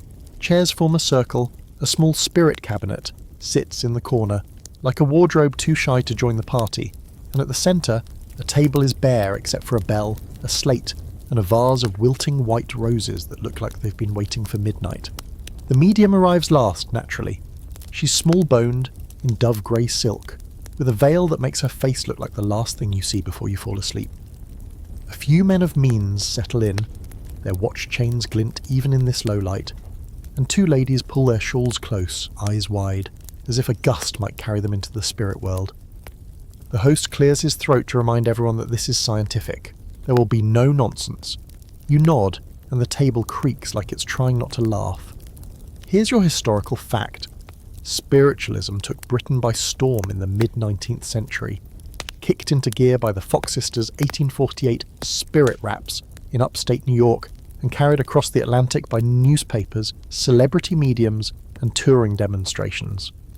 By the 1850s and 1860s, table-turning, automatic writing, and trance-speaking were fashionable amusements for the curious and the bereaved. D.D. Home floated through drawing rooms, or appeared to. Aristocrats swapped ghost stories with statesmen, and by 1882 the Society for Psychical Research formed to test the claims with lab-like zeal. The medium asks everyone to join hands. The circle completes with a warm pressure at your left, lace glove, smooth palm, and a firmer squeeze at your right. Heavy signet ring, scent of bay rum. For the conditions, she breathes, and the candles gutter like nervous chaperones. It's astonishing how fast the hand-holding becomes the headline. In a society where fingers brushing at the pianoforte cause blushes, you are now connected wrist to wrist with strangers, the room itself insisting that intimacy is a scientific necessity. You feel every pulse beat travelling around the circle like Morse code. If you've learned anything since corset fittings and brown paper parcels, it's that Victorians are virtuosos of the plausible pretext. The table stirs, just a polite shimmy at first, and someone gasps softly. A bell tinkles without any visible hand. The veil of the spirit cabinet flutters as if it sighs. "Is anyone present?" the host asks, and the raps respond, once for yes, twice for no. A slate is slid beneath the table, a piece of chalk chatters a bedtime whisper. When it's produced, scrawled words plead for comfort from Mother. The widow to your left shakes, then steadies. Relief folds over the circle like a shawl. Grief is the door this movement walks through. What happens once inside is another story. The quirky fact: late Victorian séances sometimes featured spirit touch, a delicate pat said to come from invisible hands, a brush of the face with a feather, a cool fingertip at the wrist. Mediums used luminous paint on musical instruments so trumpets could float in the dark, and some contrived ectoplasm from cheesecloth or egg whites, extruded through veils with the solemnity of a cathedral rite. Investigators later found telescoping rods, toe-knuckling for phantom wraps, and cabinets with trap panels. But in the moment, with the room humming like a held breath, even a skeptic's skin pays attention. The medium lowers her head. The room tilts into deeper shadow. You're instructed to breathe together, slow as church. A man across from you mutters that he feels a hand on his shoulder. A woman near the cabinet whispers that someone has lifted a strand of her hair. You feel it too, a faint tug at your sleeve, a fingertip like cool rain at the back of your neck. It may be trickery, it may be suggestion, and still, the sensation does what it wants to do. It electrifies. Under that cover of science and sorrow, strangers become suddenly proximate, and the moral hedges of the drawing room sprout convenient gates. A debate flickers like a second flame in your head, the kind scholars keep alive with ink and rolled eyes. Were these gatherings primarily zones of grief work and proto-psychology, in which automatism and dissociation gave women a rare platform to speak with authority?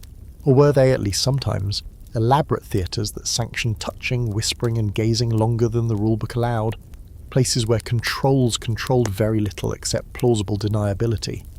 One camp argues spiritualism empowered women mediums, who could lecture, earn fees and command a room. Another counters that empowerment coexisted with exploitation. Male sitters, dark rooms, hands that wandered under the cloak of conditions, the archive supplies, affidavits, exposures and diaries that tilt both ways, obliging you to sit with the ambiguity like a cat on your lap that refuses to move. Back in the circle, the host invites questions. A banker asks about a lost brother. A lady asks whether her child is at peace. The table raps out comfort like rain on a conservatory roof. Then the medium murmurs that the spirits desire harmony. Hands tighten again. Someone's thumb strokes absent circles on the back of your hand, a gesture that could be nervousness or dare. You don't withdraw, neither does the thumb. The room sways with a breathy hymn, and if a tear slips here and there, who will say it isn't the spirit world softening everyone's eyes? Another historical figure slips into the narrative. Florence Cook, the teenage medium whose seances in the 1870s produced the spirit Katie King, materializations that looked suspiciously like Florence in white. William Crookes, a distinguished chemist, investigated and famously concluded she was genuine, a verdict that made his colleagues sharpen their skepticism like razors. Later exposures tarnished many claims, yet tantalizingly some tests seemed harder to explain. The Society for Psychical Research would catalogue trickery with relish while leaving a few cases filed under unresolved, a bureaucratic shrug that continues to feed dinner arguments. Your host suggests a brief cabinet experiment. The medium sits inside, the curtain is drawn. Music box notes tinkle, a white hand appears, floats, withdraws. Then, oh, the audacity, a face faintly luminous leans forward. The room exhales in a single ribcage. Is it the veil? A mask? A trick of gaslight? Even if you suspect the mechanics, luminous paint, a hinged panel, you can't miss the other mechanics at work. In the hush after the apparition, shoulders touch and remain touching. Someone's knee finds your knee and stays. A man's voice drops low in your ear to ask if you saw what he saw. Your yes is calm, your pulse isn't. Here's a smaller, stranger rivulet in the stream. Some seances introduced spirit photography, in which double exposures conjured pale companions hovering over sitters' shoulders. Studios turn a brisk trade in these apparitions, and clients, grieving parents, widows, curious bachelors, gaze at prints as if truth has finally learned to pose. The practice would be unmasked as technique, but the allure lingers. After all, a photograph is a sanctioned moment of stillness, and sitting close for the camera is its own license. Even a chaperone can't object to proximity that looks like immortality. By now you're tuned to the room's second music, the rustle of silk when someone shifts closer, the brush of a cuff across a wrist, the way whispers create little caves where two people can huddle. You have seen this choreography already in other costumes. Tight laces, barbed moustaches, laudanum's velvet hush, and here it wears a halo. The dead are invited, the living do most of the touching. When the lamps climb back to their regular gold, the medium looks exhausted, almost childlike. Tea appears as if poured by ghosts, and everyone becomes self-conscious again, returning hands to laps, smoothing skirts that need no smoothing. The host offers rational epilogues, curious phenomena, interesting evidences, Further study. People nod. Cards are exchanged for future circles. You notice that certain cards change hands with a particular smile, the kind that promises follow-up conversations in less crowded rooms. The afterlife is not the only thing that continues. On the way out, you pause beneath a print of an angel gesturing skyward, the caption exhorting hope. The maid helps you with your coat. In the stairwell, 2 guests linger, whispering about a private sitting, smaller circle, better conditions. You step into the cold night, air as brisk as a vow. Horse hooves clatter, and the mist smells faintly of coal and roses.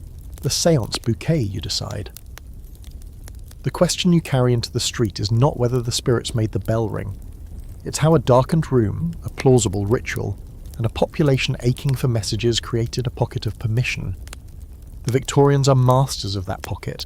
They have a gift for turning restriction into a stage, for finding the seam where grief, curiosity, and desire stitch themselves into one glove, and then politely slipping a hand inside. You felt the glove tighten around your fingers tonight. Whatever truth visited the table, the living went home touched, and in this era, that is phenomenon enough to study. A hard frost crusts the gutters the next morning, and you're walking past a row of shop windows dressed with curiosities from every corner of the empire. There are carved ivory elephants from Ceylon, lacquered boxes from Japan, silk fans from Canton, and rolls of paisley shawls shipped from Kashmir. Their colours so deep you can almost smell the dye. In one display, a mannequin wears a sari draped over an English corset, a collision of 2 wardrobes that makes passers-by slow their pace. This is Victorian exoticism, where colonial power and erotic fantasy fold into the same parcel, tied with the ribbon of imperial pride. The British Empire isn't just a political machine, it's an engine for imagination.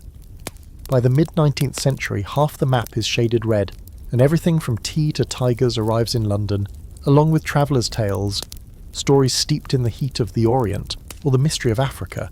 And in those stories, women and men from colonised regions are cast not as individuals, but as symbols of temptation, danger, and forbidden indulgence. Here's your historical fact. The Great Exhibition of 1851 and subsequent imperial fairs showcased not only goods but people, displaying colonised subjects in ethnographic villages or as part of cultural demonstrations. While marketed as educational, these displays often emphasised the exotic and the sensual, feeding stereotypes about racialised bodies and their supposed passions. Victorian literature and visual art echoed these themes, with countless paintings of odalisques, harem scenes and jungle maidens, most created by artists who had never left Europe. The quirky detail, in London's seedier districts, some brothels advertised exotic experiences by hiring women, and sometimes men, who fit a racial type, or by having white workers dress and perform as imagined Eastern beauties. A silk curtain here, a brass incense burner there, and suddenly you were half a world away without leaving Soho. The authenticity was questionable, the fantasy was the point. Historians debate how deeply colonial eroticism influenced actual sexual practices versus remaining largely a fantasy confined to art, literature and theatre. Some argue that the racialised imagery in erotica and pornography of the era reflects a genuine demand for such encounters. Others caution that the demand was more for the idea than the reality, an imperial daydream in which the other could be consumed like sugar or tea. You pause before a shop selling oriental perfumes. Inside, a clerk in a fez offers tiny glass bottles labelled with names that sound like stolen whispers.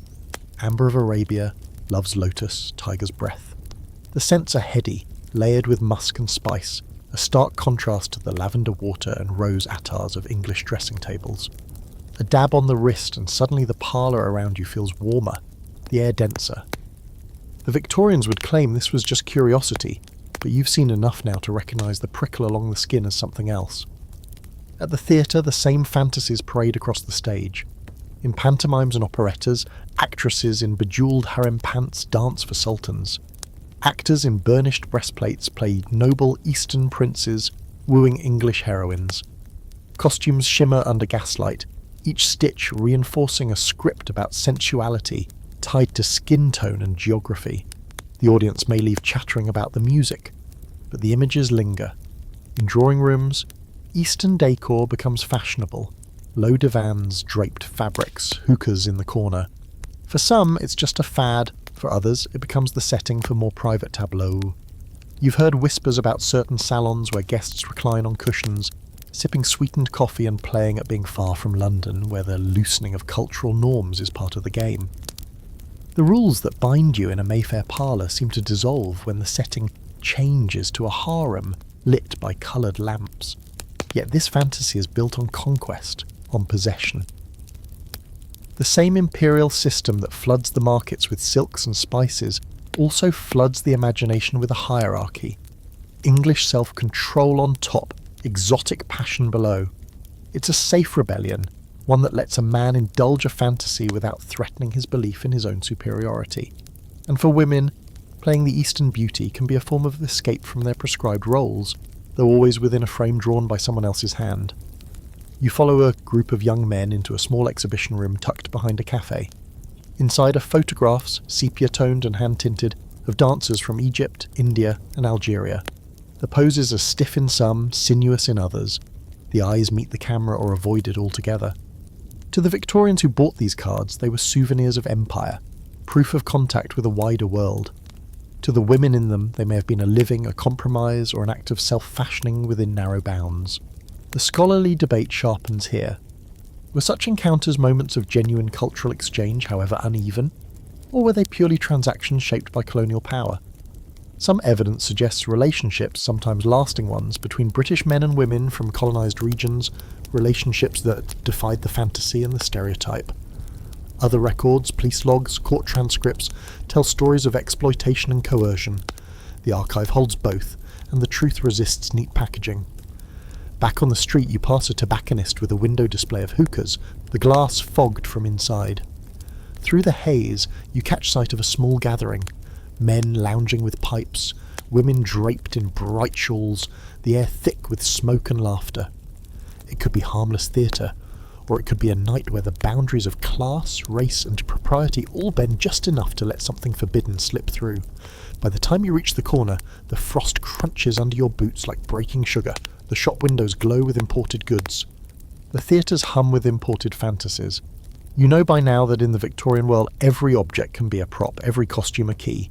Empire doesn't just redraw maps, it redraws desires, sewing the far off and the imagined into the city's own bedclothes. You follow a lane that smells of coal smoke and damp hedgerow, until a small gate yields to a pocket of quiet. A brick house with ivy in full conspiracy up the walls, a brass knocker polished within an inch of its life, and a visiting card tray that looks as regimented as a barracks. The maid ushers you into a parlour where everything has a crocheted cover. The piano top, the arms of chairs, even the little glass dome that protects a wax orange forever gleaming. Two ladies rise as you enter, their dresses sober but well cut, hair arranged with that tidy elegance you now recognise as one part fashion, one part manifesto. They introduce themselves as sisters. Then, with a pause you can almost hear, the elder adds, "We keep house together." Maiden aunts, people call them, sometimes with fondness, sometimes with a smile a shade too ironic. The phrase conjures cats and lavender water, but the reality sitting across from you pours tea with the assurance of a quartermaster. There's a ledger by the mantel with the week's accounts. There's a small folding map tucked into a needlework case marked with pencil crosses for errands and visits. This household runs as efficiently as a ship, and underneath the clink of spoon against china you feel a current stronger than thrift. A decision to live differently, to slip past the guardrails of husband and home without standing on a soapbox about it. Here's your historical fact.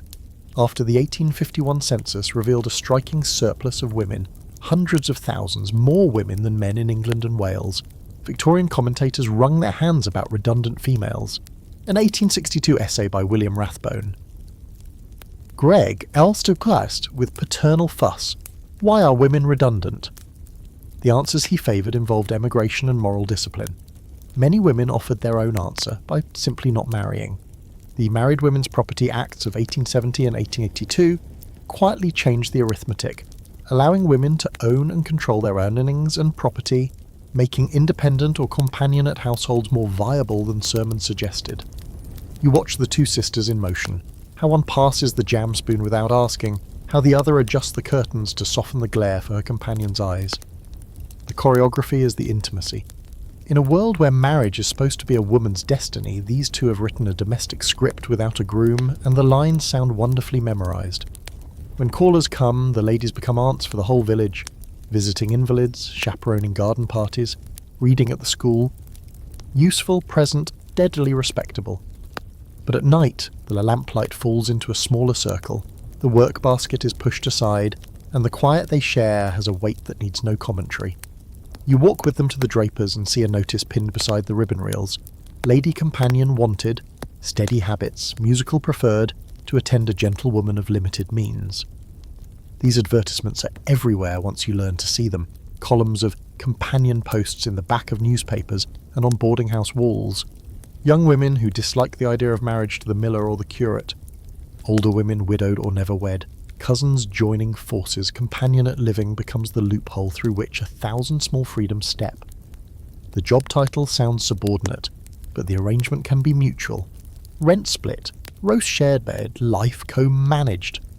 The quirky fact, some companion households formalise the bond with tokens that look suspiciously matrimonial. You hear of two aunts who exchange rings inscribed with dates and mottos, of another pair who keep a joint commonplace book with pasted ferns and double-signed poems, of a duo who commission a two-handled teacup so that no visitor can comfortably borrow it. In girls' schools and women's colleges, Newnham, Girton, students collect smashes, intense crushes marked by violets and fervent notes that read like the preface to an entire future. The world calls these gestures sentimental. Inside the room, they feel like vows spoken at a whisper. Your afternoon unfolds like a map of alternatives. A stroll to the lending library reveals a cluster of ladies discussing a travelogue written by an unmarried gentlewoman who roamed the Alps with only a maid and a stout umbrella.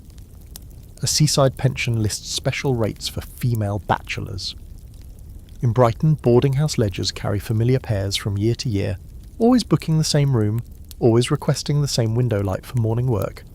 No need to announce anything, the economy itself obliges, the pencil ticking two ladies as if it were just another measure of tea. Tucked in a scrapbook, the sisters keep an engraving of two Irish women from an earlier age, the ladies of Llangollen, who fled expected marriages, set up house in Wales in 1778, and received a parade of visitors that would make any modern influencer blush. Poets. Politicians, even royalty. Pre-Victorian, yes, but canonical for every woman who has dreamed of a life built by choice rather than assignment. The picture has been handled so often the corners are rounded, and a streak of sugar preserves stains one edge, the mark of tea, talk, and a particular kind of hope. In the drawing room that evening, you sense the debate that hovers like a moth around every candle where two women live together without husbands. Were such relationships romantic in the way the word is commonly used? Were they passionate, physical, or were they suffused with an intimacy that curls in beside what the era names permissible friendship, something deeper than the label admits, but not necessarily what scandal sheets imagine? Scholars argue, across quiet desks, about romantic friendship and Boston marriages, about letters ablaze with affection that never once say the unsayable. One camp insists that many such bonds were chased by self-understanding and design. Another counters that the archive's silence is a function of prudence, not absence.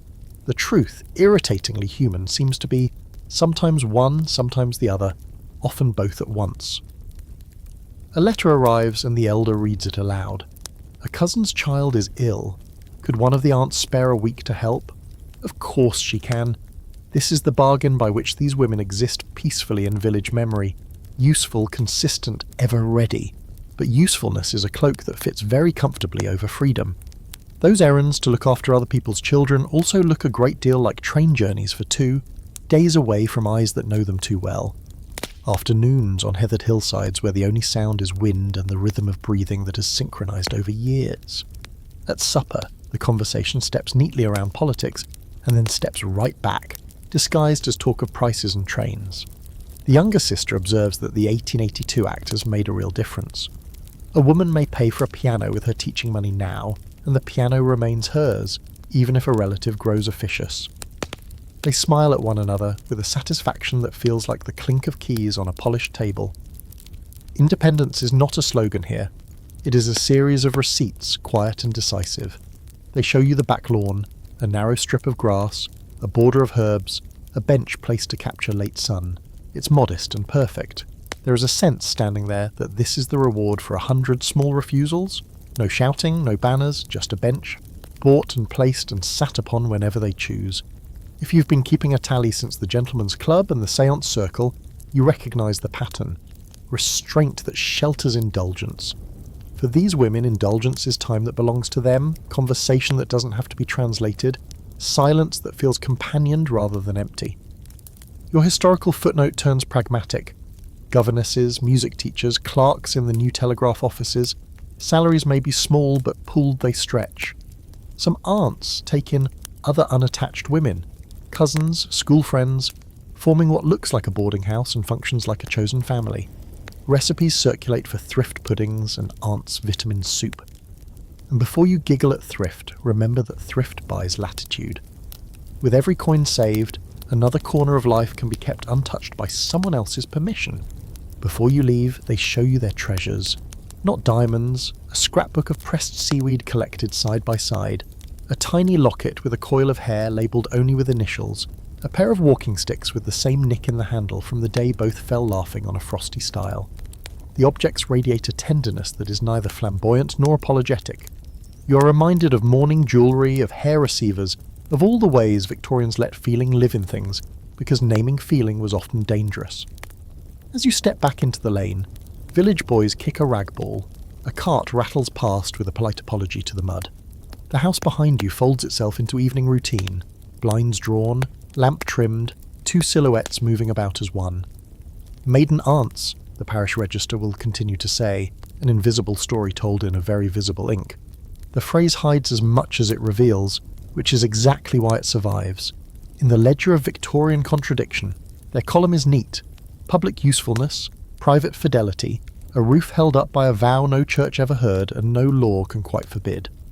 Gaslight pools warm on polished wood as you step into a Bond Street shop whose windows are swaddled in lace so dense the world outside turns to shadow. Inside, bolts of silk and satin glimmer in a dozen shades of cream, blush and black, stacked like sugared confections on mahogany shelves. The air smells faintly of starch, beeswax and the sharper note of new dye. This is not a dressmaker's parlour, it's an outfitter for what the polite catalogues call feminine underapparel, though everyone in the room understands it has purposes far beyond modesty. The saleswoman, her hair arranged in the severe knots favoured by those who deal in delicate things, draws out a drawer lined with tissue paper. Inside are chemises trimmed with Valenciennes lace fine enough to thread through a ring, corset covers embroidered with sprays of violets, and drawers that button neatly at the waist but leave the business of closure at the thigh to the wearer's discretion. She slides one garment across the counter for your inspection.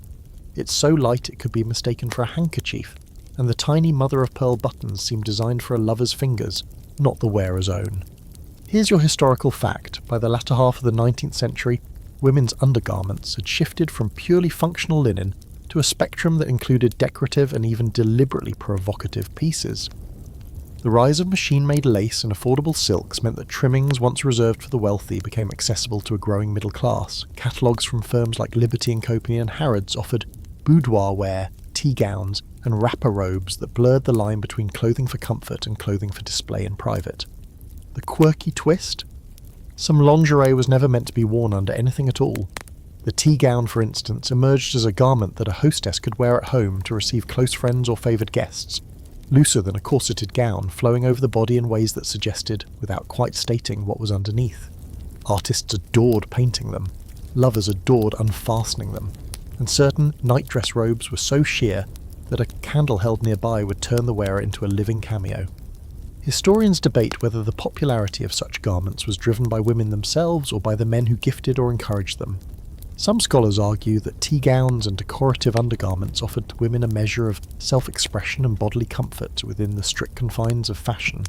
Others counter that these clothes were primarily tools for marital seduction, shaped by male expectations of beauty and accessibility. Surviving diaries tantalizingly support both views. Some women wrote about the pleasure of soft fabrics and flowing lines.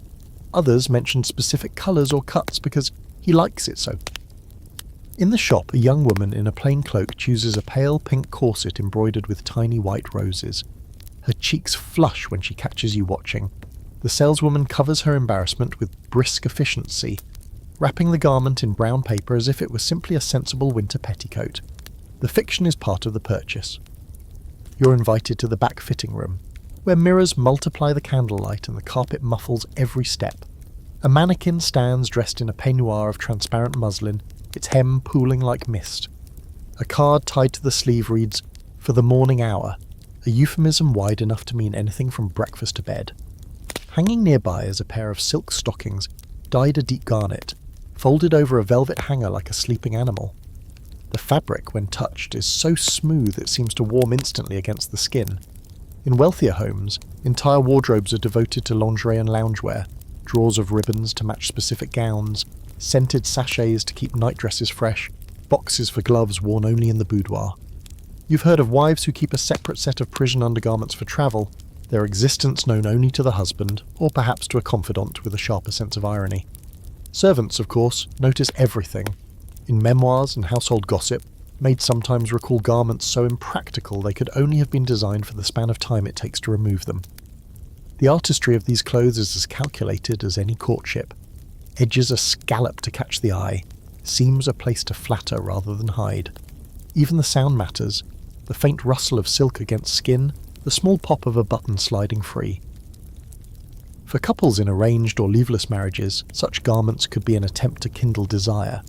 For those already in love, they were playthings, stage costumes in the nightly theatre of intimacy. One curious byway, the market for fancy dress. Masquerade costumes sometimes overlapped with the lingerie design. A Spanish dancer ensemble might feature a skirt so short and light it was practically a petticoat. A Greek goddess wrap could be repurposed as a bedroom garment with the removal of a few pins. In an era when fancy dress balls allowed a rare suspension of normal rules, these costumes provided both public performance and private encore. The shop's ledgers, if you could peek at them, would show a steady trade in black lace during mourning periods, coloured silks in spring, gintum, and sheer muslins in summer.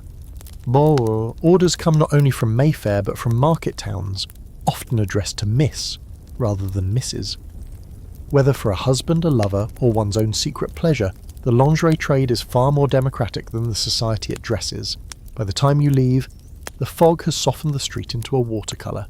You imagine parcels being carried home under cloaks, hidden in hat boxes, or passed through servants' entrances. Inside those parcels are garments that might be worn only once, or treasured for years, or hidden away in drawers until the right hands, or eyes, are there to appreciate them. Like so much else in Victorian life, lingerie is about more than fabric. It's about the performance of control and the invitation to undo it. The day is grey, the kind that presses the air low and makes footsteps echo in narrow corridors. You find yourself at the gate of a sprawling red brick institution, its high windows streaked with rain and its ironwork too heavy for decoration. This is one of London's many asylums, where the Victorians send those deemed mad, hysterical, or simply inconvenient. The sign says hospital for the insane, but the locals just call it the place where people disappear. Inside, the tiled floors smell of carbolic and boiled cabbage, and the wards hum with a silence that's never quite complete. Shuffling feet, a far-off cry, the occasional clang of the key. The superintendent, a man with a beard that could be used as a broom, greets you with a tour practiced to the point of performance. He speaks of treatment and moral care, of calming routines, and on productive occupation. You pass women sewing by long windows, men raking the enclosed garden, patients bent over copybooks as if neat penmanship might mend the mind. Everything is meant to look orderly, but the air feels taut, as though the walls themselves are holding their breath. Here's your historical fact. In the Victorian era, admission to asylums could be alarmingly easy, sometimes just the signature of a husband, father, or brother. Women were committed for reasons as broad as melancholia, nervousness, or moral insanity, a term that could encompass anything from sexual activity outside marriage to refusing to obey one's spouse.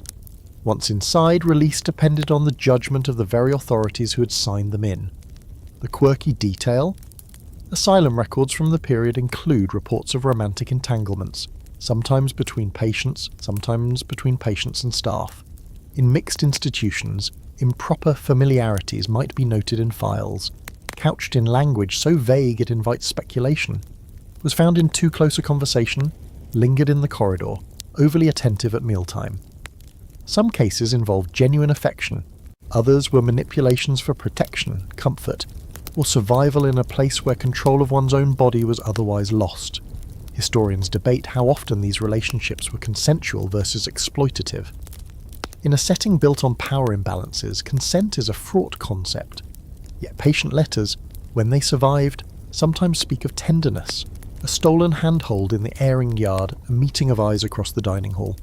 There were marriages between former patients after release, suggesting that at least some bonds lasted beyond the institution's walls. You walk down a ward where the paint is peeling in thin curls. A nurse in stiff white cuffs moves between beds, her keys chiming like a warning. One young man watches her with open longing. She keeps her eyes ahead, but her lips twitch as if suppressing a smile. At the end of the hall, a pair of patients sit too close on a bench, their shoulders touching. They are discussing something in low, urgent tones, perhaps an escape plan, perhaps nothing more than the weather in the gardens. Here, any whisper feels illicit. In some asylums, male and female patients were strictly segregated. In others, there were shared workrooms or chapels where brief contact could occur. Staff sometimes turned a blind eye, reasoning that small doses of human connection could calm agitation. Others treated any sign of affection as a symptom to be disciplined away. The unpredictability added to the charged atmosphere. No one knew when a touch might pass unnoticed and when it might result in punishment. You pause in the airing court, a walled rectangle of cold earth and bare trees. A woman with hair coming loose from her braid walks past, slipping something into the hand of a man sitting on the bench. It's quick, practiced, invisible unless you're looking, a folded scrap of paper. He tucks it into his sleeve without breaking the rhythm of his gaze on the far wall. Whether it's a love note, a plea for help, or simply a drawing, you can't tell. The secrecy is the point. In the day room, a group of patients reads aloud from the Bible. Between the Psalms, one man recites a line of poetry so softly you almost miss it. My lips, two blushing pilgrims. The nurse scolds him for straying from the text, but a woman across the room meets his eyes, and the corner of her mouth lifts in acknowledgement. The asylum is full of such exchanges, too small to prove, too human to erase. Treatment in the late 19th century included hydrotherapy, sedatives and enforced rest, all administered with the stated aim of restoring moral balance. For some, this meant weeks confined to bed, visited only for feeding and basic care. For others, occupation therapy involved sewing, gardening or carpentry under supervision. In these spaces, proximity could turn into something else, a hand brushing against another while passing a tool, a comment murmured while bending over the same task. One former patient's memoir recalls meeting her future husband in an asylum sewing room. They spoke little during their confinement, exchanging only brief remarks over the clatter of needles. After their release, they wrote letters and eventually married. In her account, she insists it was love at first sight, not madness, that began in that locked ward. Whether the staff saw it as romance or relapse is anyone's guess. By the time you return to the superintendent's office, the day is dimming, the barred windows cutting the light into narrow ribbons. You thank him for the tour, and he assures you the patients are well cared for, in both mind and morals. Outside, the gates close with a metallic certainty. You know that behind them, in the corners not charted on the official diagrams, there are glances, gestures, even moments of comfort that refuse to fit into the institution's tidy narrative. And perhaps that's the most subversive thing of all. Even in a place designed to strip away autonomy, the impulse toward intimacy survives. In gardens, corridors, sewing rooms, and chapel pews, people still find ways to reach for one another, sometimes in love, sometimes in desperation, but always in defiance of the cold arithmetic of control. The church bells toll the half hour as you step into a narrow bookshop smelling of leather, dust, and the faint tang of printer's ink. In the corner, beneath a shelf of moral tracts, is a stack of pamphlets whose titles leave no room for ambiguity: The Secret Vice, Youth's Fatal Error, The Sin of Self-Abuse. The paper is cheap, the print dense, and the tone is alarmist to the point of melodrama.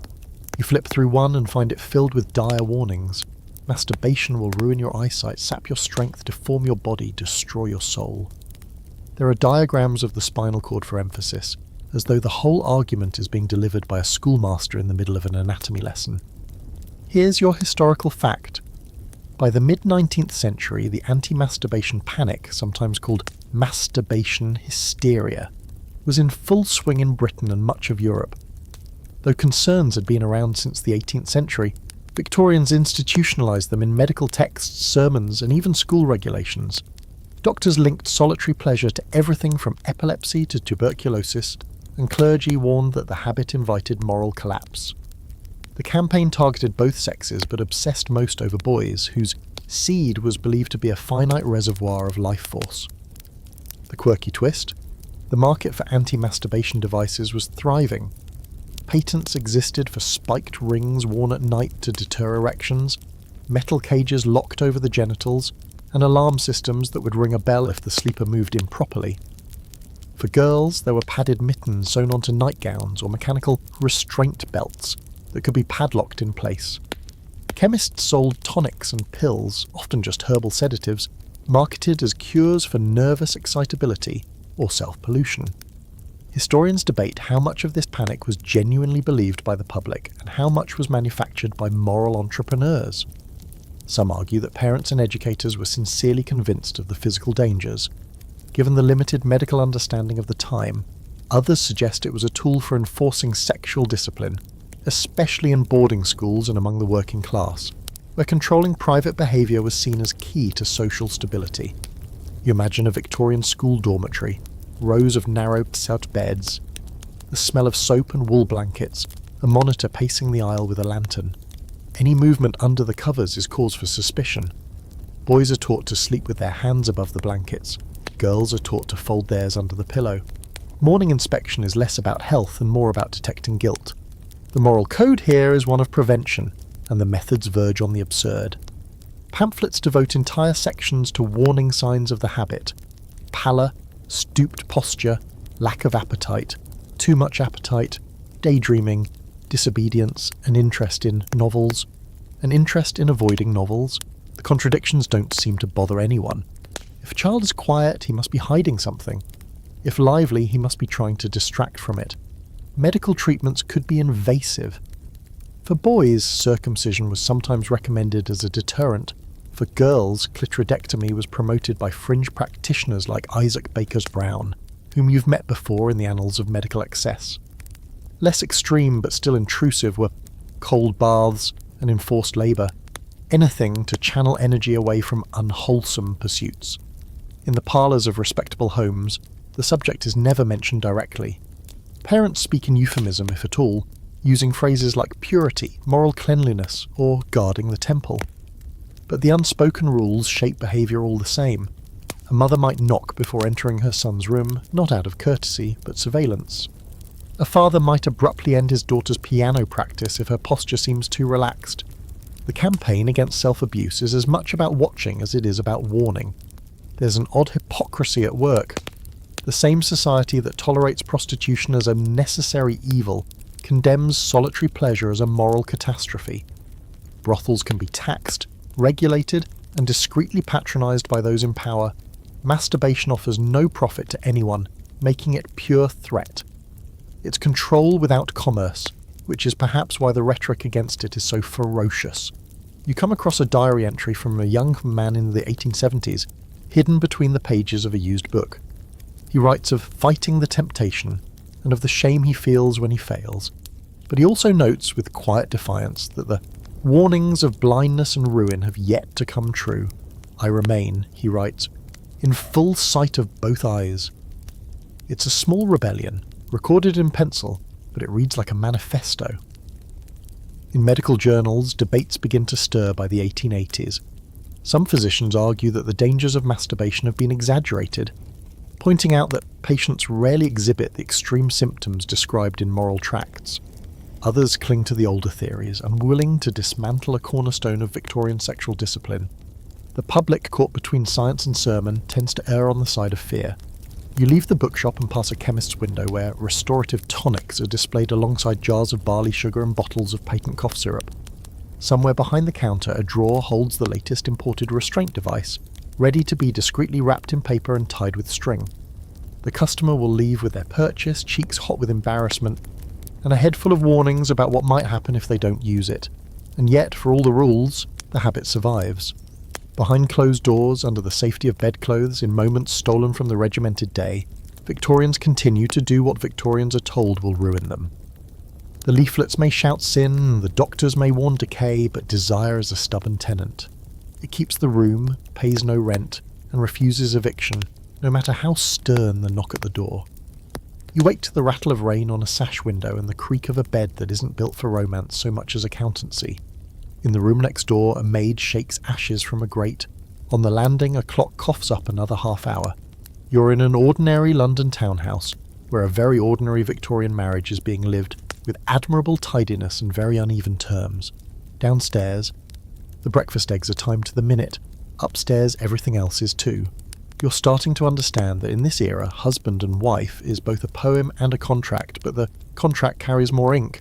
The law wraps marriage like embroidery around iron rails. Under the doctrine of coverture, a wife's legal identity merges into her husband's. He controls most property, most earnings, and many choices. She is protected, which also means she's contained. You can hear the doctrine every time a letter arrives addressed to Mrs. John such and such, as if her first name fell somewhere under the floorboards with the errant teaspoons. If she works, her wages likely belong to him. If she leaves, her children probably stay with him. The married women's property. Acts of 1870 and 1882 will pry some fingers loose, allowing wives to own earnings and certain property, but for many couples, the house rules were written the day the vows were spoken and never revised. Here's your historical fact.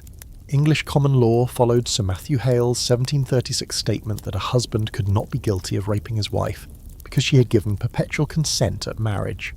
In the Victorian period, that principle still stood. Marital rape as a crime would not be recognised in England and Wales until 1991. Courts could force a wife to resume cohabitation via an order called restitution of conjugal rights, which survived in somewhat altered form well into the 20th century and was only finally abolished in 1970. The marriage bed, in other words, had the weight of the courthouse behind it. Breakfast brings the morning paper, parliamentary debates, shipping news, and, tucked further in, reports from the new Civil Divorce Court. Since the Matrimonial Causes Act of 1857, divorce is no longer the exclusive toy of the aristocracy via Parliament, but it is still very much a man's game. A husband can divorce for adultery alone. A wife generally must prove adultery plus aggravating offences such as cruelty, desertion, or incest. Scandals spill out in ink, love letters, witness accounts, servants' testimony about squeaking floorboards. The gallery is packed daily. People come to gawk. The court is nicknamed the Theatre of Tears, though the theatre of details you can't unhear would be nearer the mark. The quirky fact?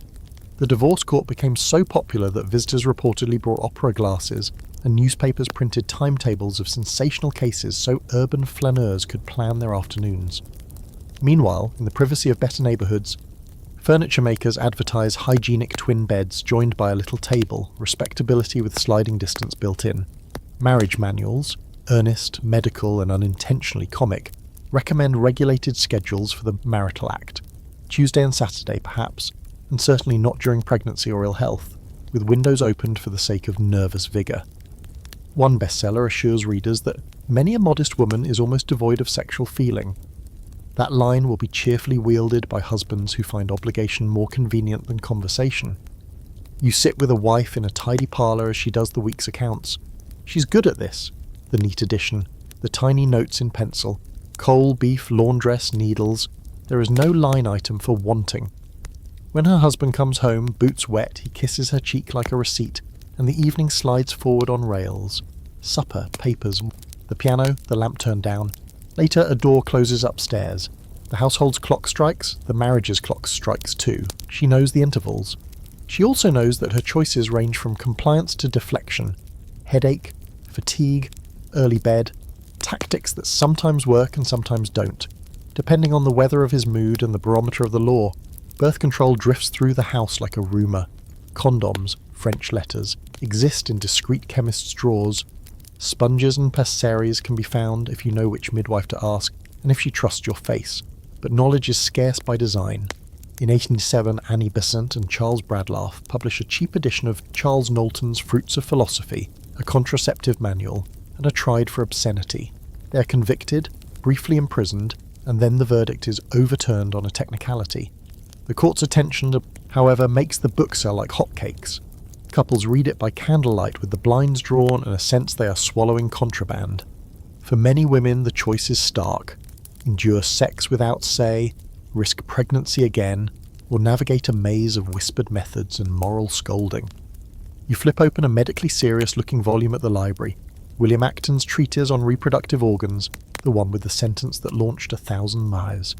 He insists most women are not naturally passionate, a claim that fits tidily with an ethic of dutiful conjugal service. If she does not desire, she will not demand. If she does not demand, she will not refuse. It's a seductive fiction for men who prefer peace to parity, and for a society allergic to the idea that a woman might want in her own name. Women's letters tell another story. Complaints of exhaustion from too many pregnancies, yes, but also carefully phrased lines that admit to pleasure, to frustration, to the humiliating oddity of being called cold when you have been given no warmth to answer. Scholars still argue about the emotional interior of Victorian marriages. One camp emphasises affection and partnership, shared ledgers, shared babies, shared pews, arguing that separate spheres gave women moral authority and men material responsibility, division some couples navigated with genuine tenderness.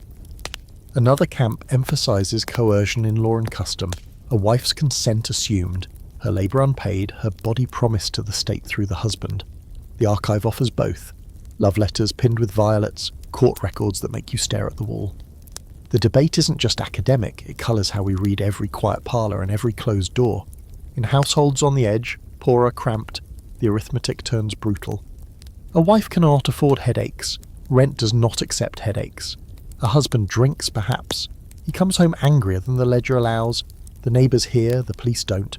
The vicar visits with advice about patience. Children crowd the bed that isn't large enough. The baby that wasn't planned becomes the baby that isn't fed enough. The wife ages into the house until she and the wallpaper feel like the same material. You can see why some women take in sewing, why others take in lodgers, why a few take in lovers, and even fewer take the road out the door and never look back. Another corner of the map tells a different story. A couple reads Besant's pamphlet together, buys a little French rubber with a grin and a prayer, and decides 2 children are enough. They move the twin beds slightly farther apart for sleep and modesty, then shove them together on nights when the ledger permits. They are not revolutionaries, merely practical romantics. In letters, these wives write of relief and of the odd lovely discovery that desire grows when danger recedes. The moralists will call it selfish, the women will call it rest.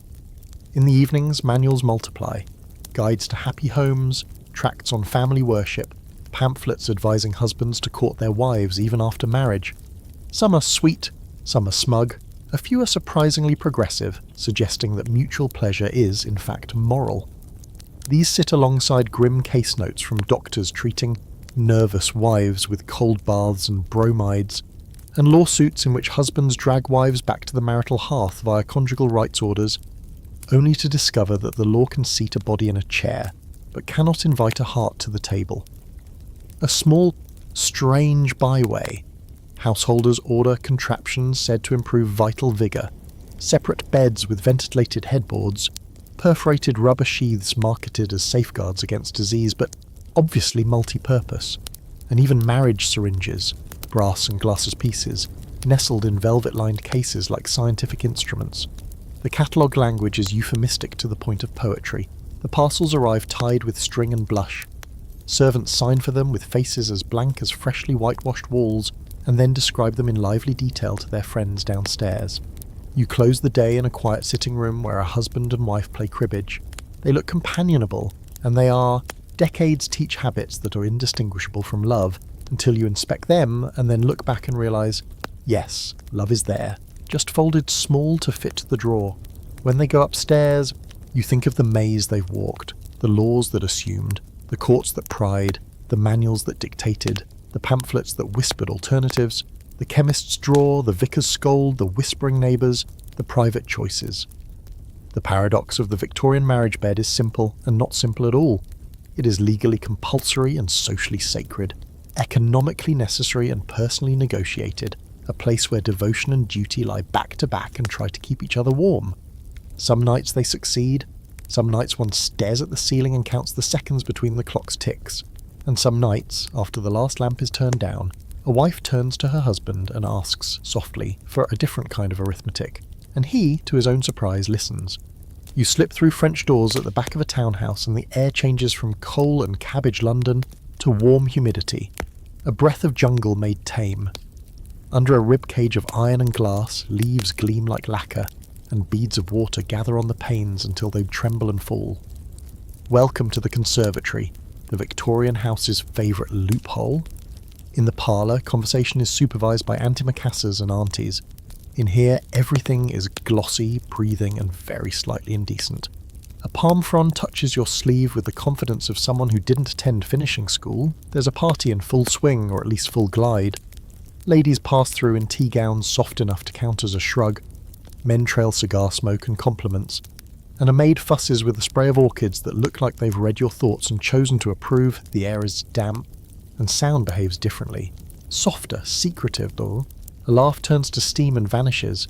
You've walked through so many Victorian performances that you recognise a special one when you feel it. This is the room where the evening pretends it's still outside while quietly unbuttoning its collar. Here's your historical fact. Conservatories exploded in popularity in the mid-19th century after the repeal of Britain's glass tax in 1845 and the show-stopping success of the Crystal Palace in 1851. Iron and cheap plate glass made private jungles possible.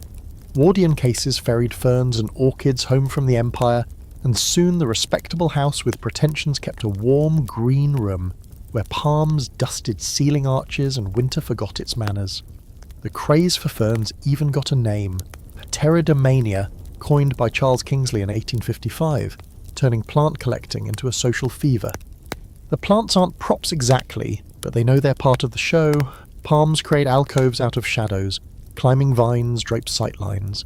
A smudge of condensation on the glass writes every breath as punctuation. A gentleman strolls past, fingers grazing the rail. A lady pauses to admire a hibiscus that's clearly performing. The chaperones drift as far as they can drift without admitting they've lost the herd. You realise that inside this room, the house produces plausible deniability by the square yard. You take a turn around the fountain with someone who has been looking in your direction since the soup course. The path is narrow enough to insist on closeness. Your sleeve brushes theirs. No one could call it improper. Plants demand careful navigation after all, but neither could anyone miss the heat that lifts off the water and runs along your forearms. Do you know your flowers? They ask. And you smile because of course they mean the code, not the botany. Floriography, the so-called language of flowers, whispers through the room. A sprig of rosemary for remembrance tucked in a buttonhole. A crushed geranium petal, signalling absurd jealousy. A covert exchange of heliotrope for devotion. Red camellia for, you're aflame in my general direction. A plate on the console displays a bouquet that is either an apology or an invitation, depending on the order in which you read it. Did Victorians truly send detailed messages in petals? That's the open, scholarly debate that sways like a fern behind you. One camp says the dictionaries and letters prove it. Just look at the albums and the annotated bouquets. The skeptics counter that the codes varied wildly, and most secret messages were more party game than daily practiced. A flirtation dressed as lexicon. The truth likely sits where so much else in this era sits, somewhere between rulebook and rumour, useful because everyone pretends to believe it when belief is convenient. You pause beneath a hanging basket while a quartet in the next room segues into a waltz. Night presses its face to the glass and fogs it like the city itself is sighing. That's when the conservatory commits its main trick. The glass blooms opaque at mouth level, hiding silhouettes with a watercolour wash. It's not that anything happens, it's that everything can happen. A hand at your elbow becomes navigation. A compliment turns into shared breath. The space between one leaf and the next becomes geography, and you've learned by now that Victorians are expert cartographers of inches. Quirky fact, conservatory culture brewed sister obsessions. Alongside fern fever, there was full-blown orchid delirium, a mania for orchids so intense that collectors hired hunters to raid jungles and rivals, stole specimens like they were crown jewels. The flowers' strange suggestive shapes earned naughty nicknames, and a reputation for being, how to put this politely, botanical co-conspirators. Meanwhile, at Christmas, mistletoe migrated from doorways into green rooms, importing the custom that any person caught beneath could be claimed for a kiss, each berry plucked for each kiss until the sprig was bare. Hosts swore it was folklore, guests swore it was fate. A gardener passes, carrying a brass syringe to mist the palms. He coughs politely before turning a tap, a sound as good as a footman's throat clear. Everyone in this room understands the etiquette. The staff move noisily when approaching, the guests step apart with theatrical innocence. And the plants nod as if they have no opinion. In larger houses, the conservatory abuts the hoking room or a little Chinese parlour, giving plausible routes for patrols and escapes alike. Gravel paths outside are raked so that footfalls announce themselves. Lovers learn to talk between crunches. You drift to a corner where the glass is colder, and your companion's voice softens.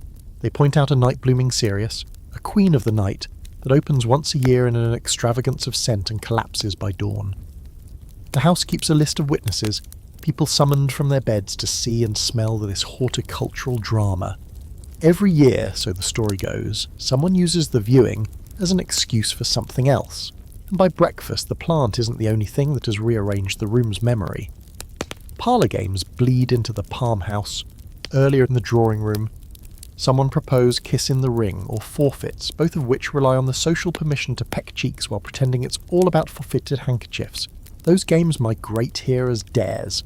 Find me the fern with the smallest frond. Name 3 meanings of violet. Stand still while I dust this leaf from your shoulder. A prize is a berry from the mistletoe, or an orchid pinned a fraction too low on a bodice. You've watched flagellation dress itself as therapy, séance hand-holding call itself science. Here, kissing becomes a scavenger hunt with very forgiving rules. You adjust your cuff and think of the other rooms you've passed through in this century. The corset laces that made breath a performance. The clandestine shop that sold photographs wrapped in brown paper. The séance where hands found each other by candlelight. The conservatory is those rooms' greener cousin, less dramatic, more democratic, equally committed to providing a setting where a touch becomes inevitable, and therefore excusable. The only spectators are the plants, and they are famously discreet. Someone opens the door to the garden and winter rushes in like a chaperone who's missed the omnibus. The glass clears at once, painting the room back in sharper lines. You and your companion take a step apart that fools no one, least of all yourselves. Behind you, a folio of botanical plates lies open to engravings whose captions read like metaphors: Cattleya labiata, Dendrobium nobile, Phalaenopsis amabilis. In private, collectors nickname them after lovers. In public, they discuss the rootstock. It's the Victorian dialect you've learned to speak. Reverent Latin up top, heartbeat underneath. A hostess appears, theatrically oblivious, to admire the palms and escort you both back to civilization. She mentions, almost as an aside, that the evening's ices are flavoured with orange flower and rosewater, tasteful, fragrant, and just this side of suggestive. On the way out, you pass a Wardian case by the door, its glass foggy with the breath of tiny ferns. The city's second map, the one that shows where desire gets a pass, adds another glowing dot to your memory. Before the night ends, the mistletoe will be snipped to twigs, the orchids will look smug, and the maid will sweep up a constellation of fallen petals that tell more truth than the guestbook. You'll step back into the draughty hall with your pulse composed and your collar correct, and the only evidence of the conservatory will be a faint dampness on your cuffs, and a scent you'll carry home like a secret. What did the conservatory actually do in the Victorian house? That remains the century's favourite kind of answer. It facilitated nothing officially, it grew plants. Unofficially, it reminded people that they had bodies. It gave them a temperature and a cover story, a place where breath made fog and fog made privacy. And if, in that blur, a kiss happened that would never have survived the dining room's symmetry, then the gardener will tell you that's just the natural consequence of good cultivation. You've been invited to an evening lecture at the Royal Polytechnic institution, the sort of respectable entertainment that lets people feel they're bettering themselves while also providing a whiff of the daring. The lobby smells of damp coats and coal gas, the walls are plastered with handbills promising magic lantern shows, diving bell demonstrations, and the latest marvels of scientific discovery. Tonight's talk is advertised as the mysteries of the human frame, which sounds clinical enough to keep chaperones calm, but you've learnt that Victorians are experts at hiding the electric under respectable lighting. The theatre fills with a blend of clerks, matrons, students, and couples whose bare knees are already dangerously close under the benches. The lecturer, a gentleman with a tidy beard and a waistcoat that strains slightly when he breathes, launches into a discourse on anatomy. Behind him, an assistant works the magic lantern, projecting enormous images onto the screen. Skeletal frames, muscle diagrams, the branching of veins like coral in a dark sea. The audience leans forward. The scale makes these bodies, flayed, splayed, rearranged, both alien and intimate. Here's your historical fact. Public anatomy lectures were a staple of Victorian popular science, often borrowing material from medical schools, but adapting it for mixed audiences. Some were straightforwardly educational, using wax models, preserved specimens, or detailed engravings. Others leaned into sensationalism, capitalizing on the thrill of seeing the human body revealed, even in pieces. This was an era when a glimpse of an ankle could set gossip humming, so a projected cross-section of a torso was both transgressive and somehow permissible, because it was science. The quirky twist? Some lecturers quietly courted notoriety by including material that flirted with the edge of decency, slides of classical nudes under the pretext of muscular study, before and after, drawings in health lectures that emphasize certain curves, or comparative images of races of mankind stripped to minimal drapery. The gaslights dimmed for the lantern made the room feel more like a séance than a classroom, and the low murmur of the lecturer's voice worked the same suggestive rhythm. Scholars debate whether these events were primarily about education or titillation. One camp argues that they democratized access to scientific knowledge and encouraged public interest in health and anatomy. Another points out that many shows were marketed with lurid posters and strategically chosen illustrations, hinting that curiosity about the body often travelled hand in hand with desire. Surviving lecture scripts sometimes contain abrupt shifts from sober science to breathless moralizing, as if to remind the audience, and any potential censor, that the purpose was edification, not indulgence. The lecture tonight includes a section on physiognomy, the now debunked belief that character can be read from facial features. The lantern throws up faces in profile, noble foreheads, criminal jaws, sensual lips, chaste brows. The labels are delivered with authority, and the audience murmurs in agreement or disagreement. You can feel the attention sharpen when the lecturer points out a particularly fine specimen of the human form in a classical statue. The phrasing is innocent. The angle of the slide is not. Midway through, the assistant wheels in a cabinet of curiosities. Plaster casts of hands and feet, glass eyes in little velvet-lined boxes, a papier-mâché model of a female pelvis that opens like a puzzle to reveal the hidden machinery of the life. The lecturer's pointer traces the curve of bone, the line of muscle. A lady in the row ahead adjusts her shawl, perhaps to hide a blush, or perhaps to hide a smile. The human body under these lights becomes both a diagram and a mirror. In some lectures, electricity joins the program, galvanic demonstrations where a current is passed through a frog's leg, or, more dramatically, through a volunteer's hand, making the muscles twitch visibly. The audience laughs, gasps, and sometimes applauds as if at a parlor trick. The intimacy of shared sensation, everyone watching a body react, is part of the allure. Tonight, the lecturer confines himself to a model, but you can tell from the way people lean in that they're imagining the current in their own skin. A side table displays pamphlets for sale, how to read character from the hand, the laws of health, physiology for ladies. The last one catches your eye, not least because it's been recommended by both temperance societies and certain more adventurous ladies' reading circles. It contains sober advice on diet and exercise, but also frank, for the time, descriptions of reproductive anatomy, all in the name of hygiene. In private, copies of such books circulate like contraband, their diagrams studied with the same concentration as love letters. The lecture closes with a series of slides on the stages of life, showing the body from infancy to old age. The images are idealized, of course, but there's this something in the way they linger on the prime of youth. Smooth limbs, upright posture that suggests the real lesson is as much about appreciation as instruction. The audience applauds, the gaslights flare back up, and the polite rustle of coats and hats covers the low hum of conversation about how very interesting it all was. On your way out, you pass two students debating whether the model pelvis was too much for mixed company. One grins and says, "Oh, it was all right, it was medical."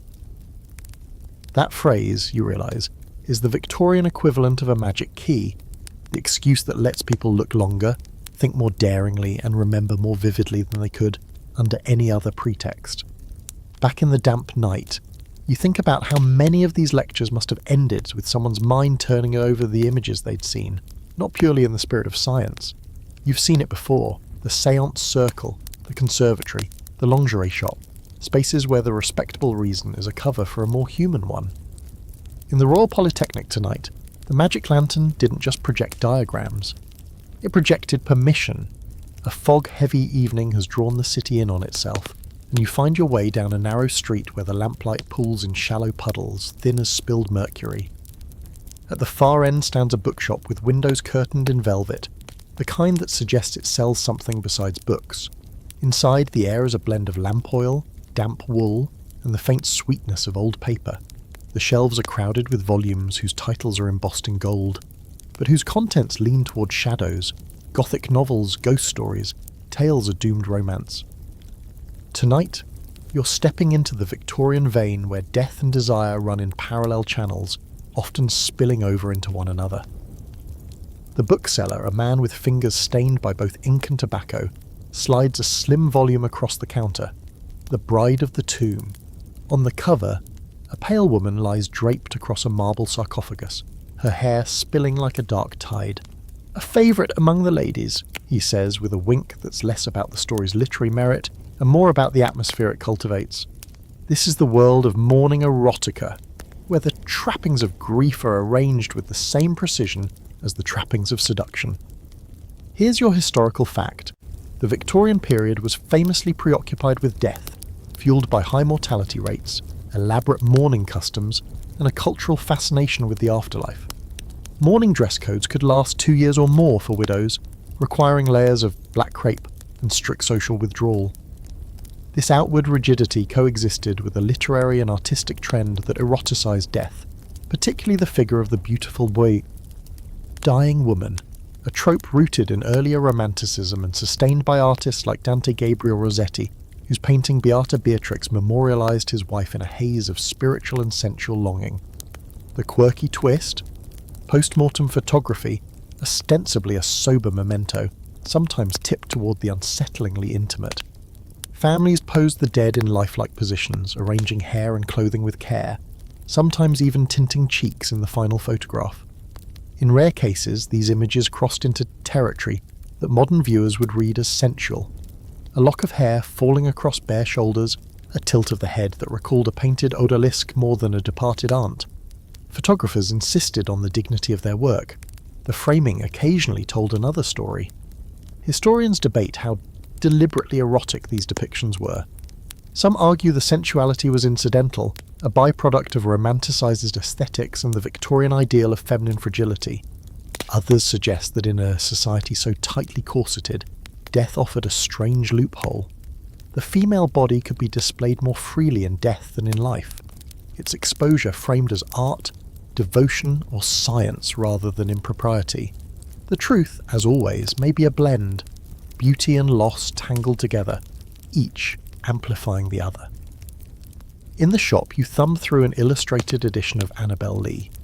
The drawings show a pale heroine, her lips parted as if in mid-sigh, reclining in the arms of a lover who looks equally likely to embrace or entomb her.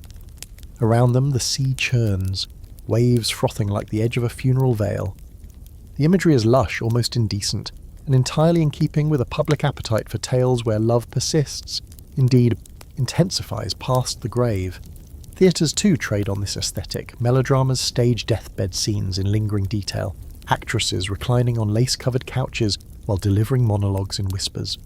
Audiences weep, but they also lean forward, drawn to the vulnerability on display.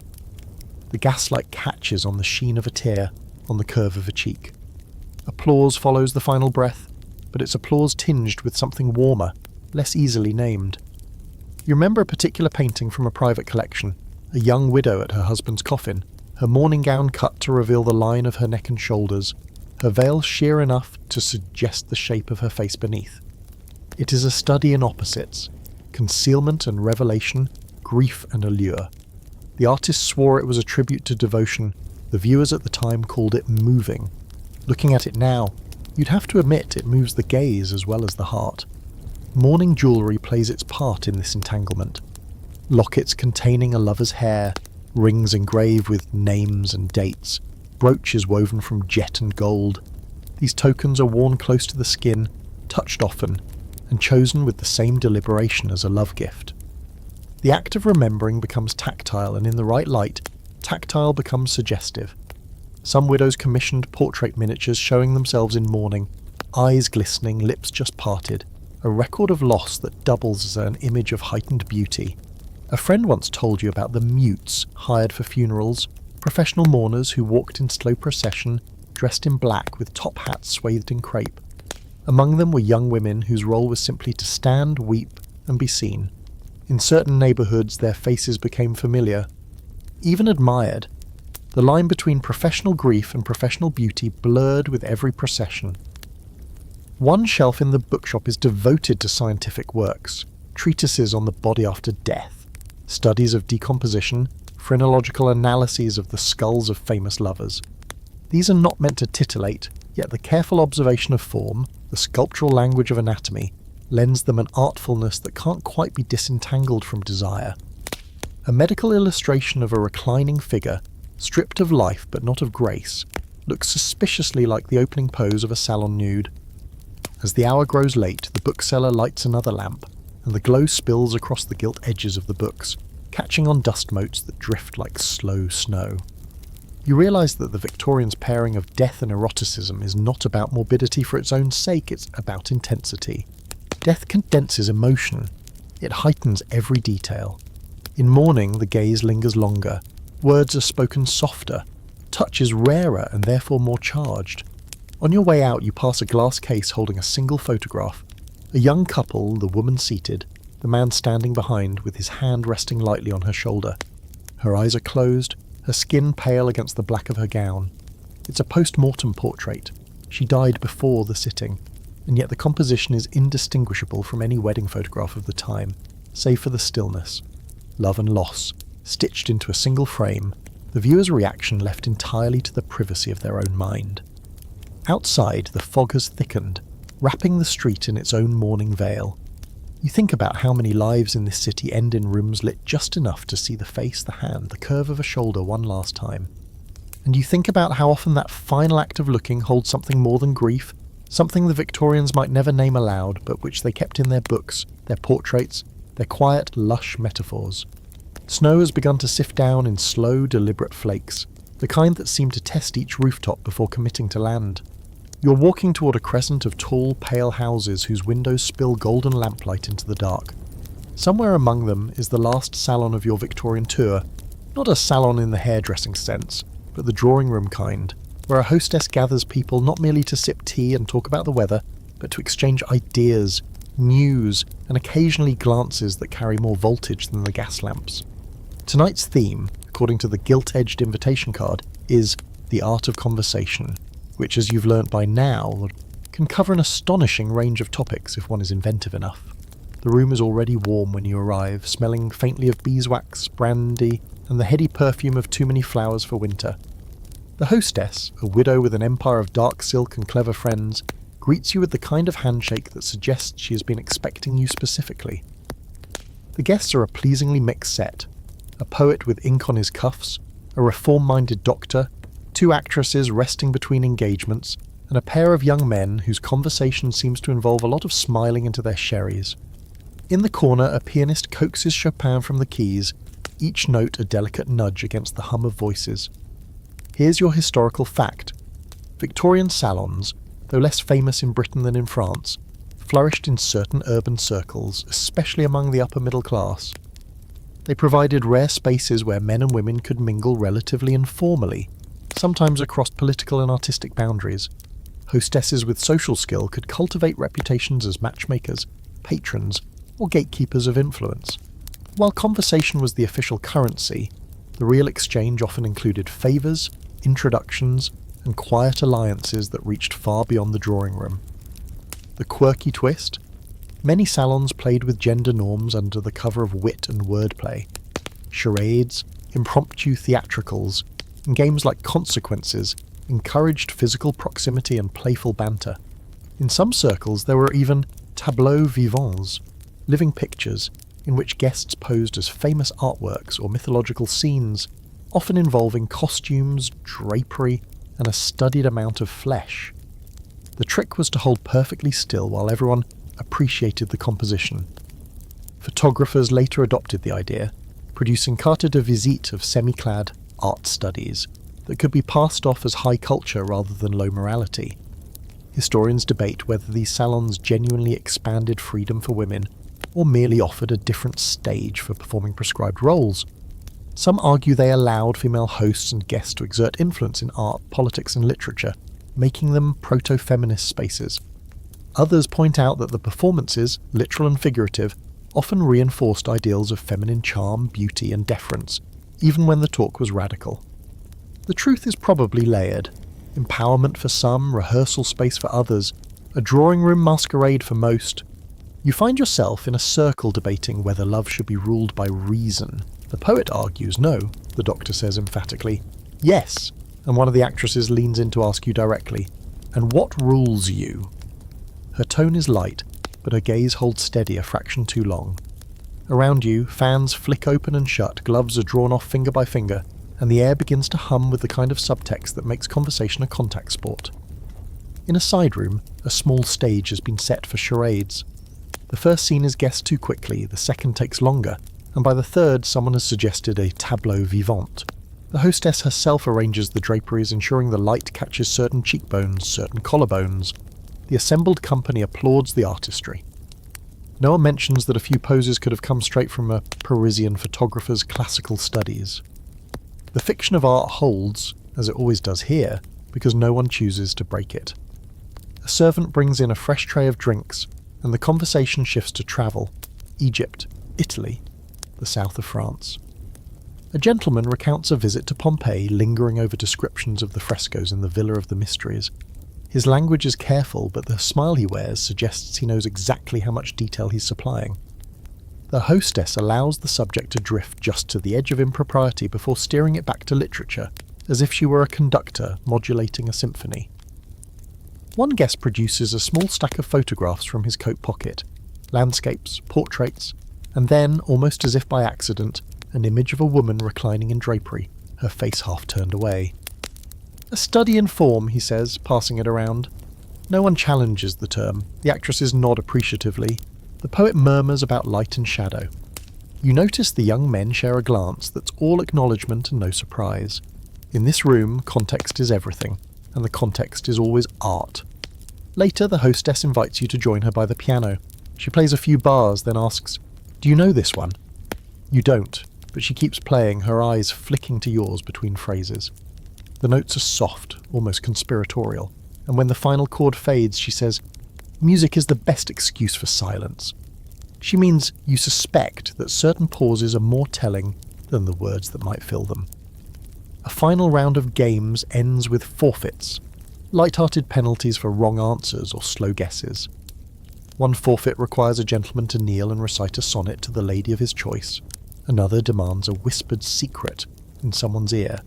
The room accepts these rules as it has accepted all the others tonight, with a blend of mock propriety and genuine interest. The point is not the game, but the sanctioned breach of distance it permits.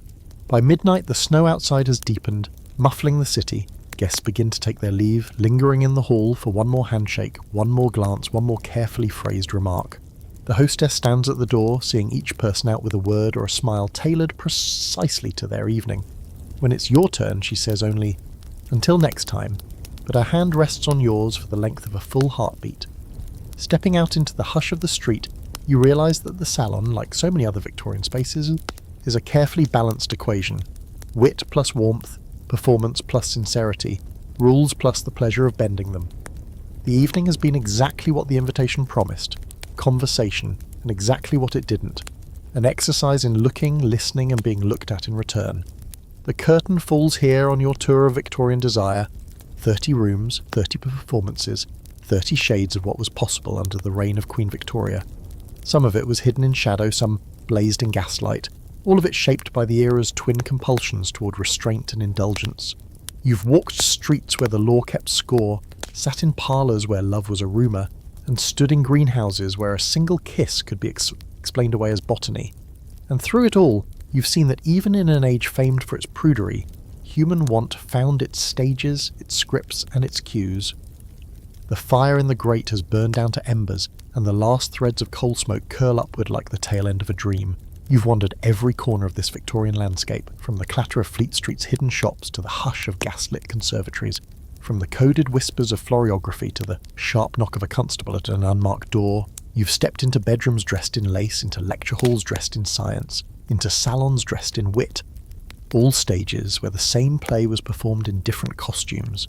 The human desire to touch, to be touched, to be seen. It's tempting to imagine the Victorians as either the saints of repression or rogues in disguise, but the truth, as you've found, is richer and more contradictory. Their rules were real, stiff, punitive, often cruel, but so were the workarounds.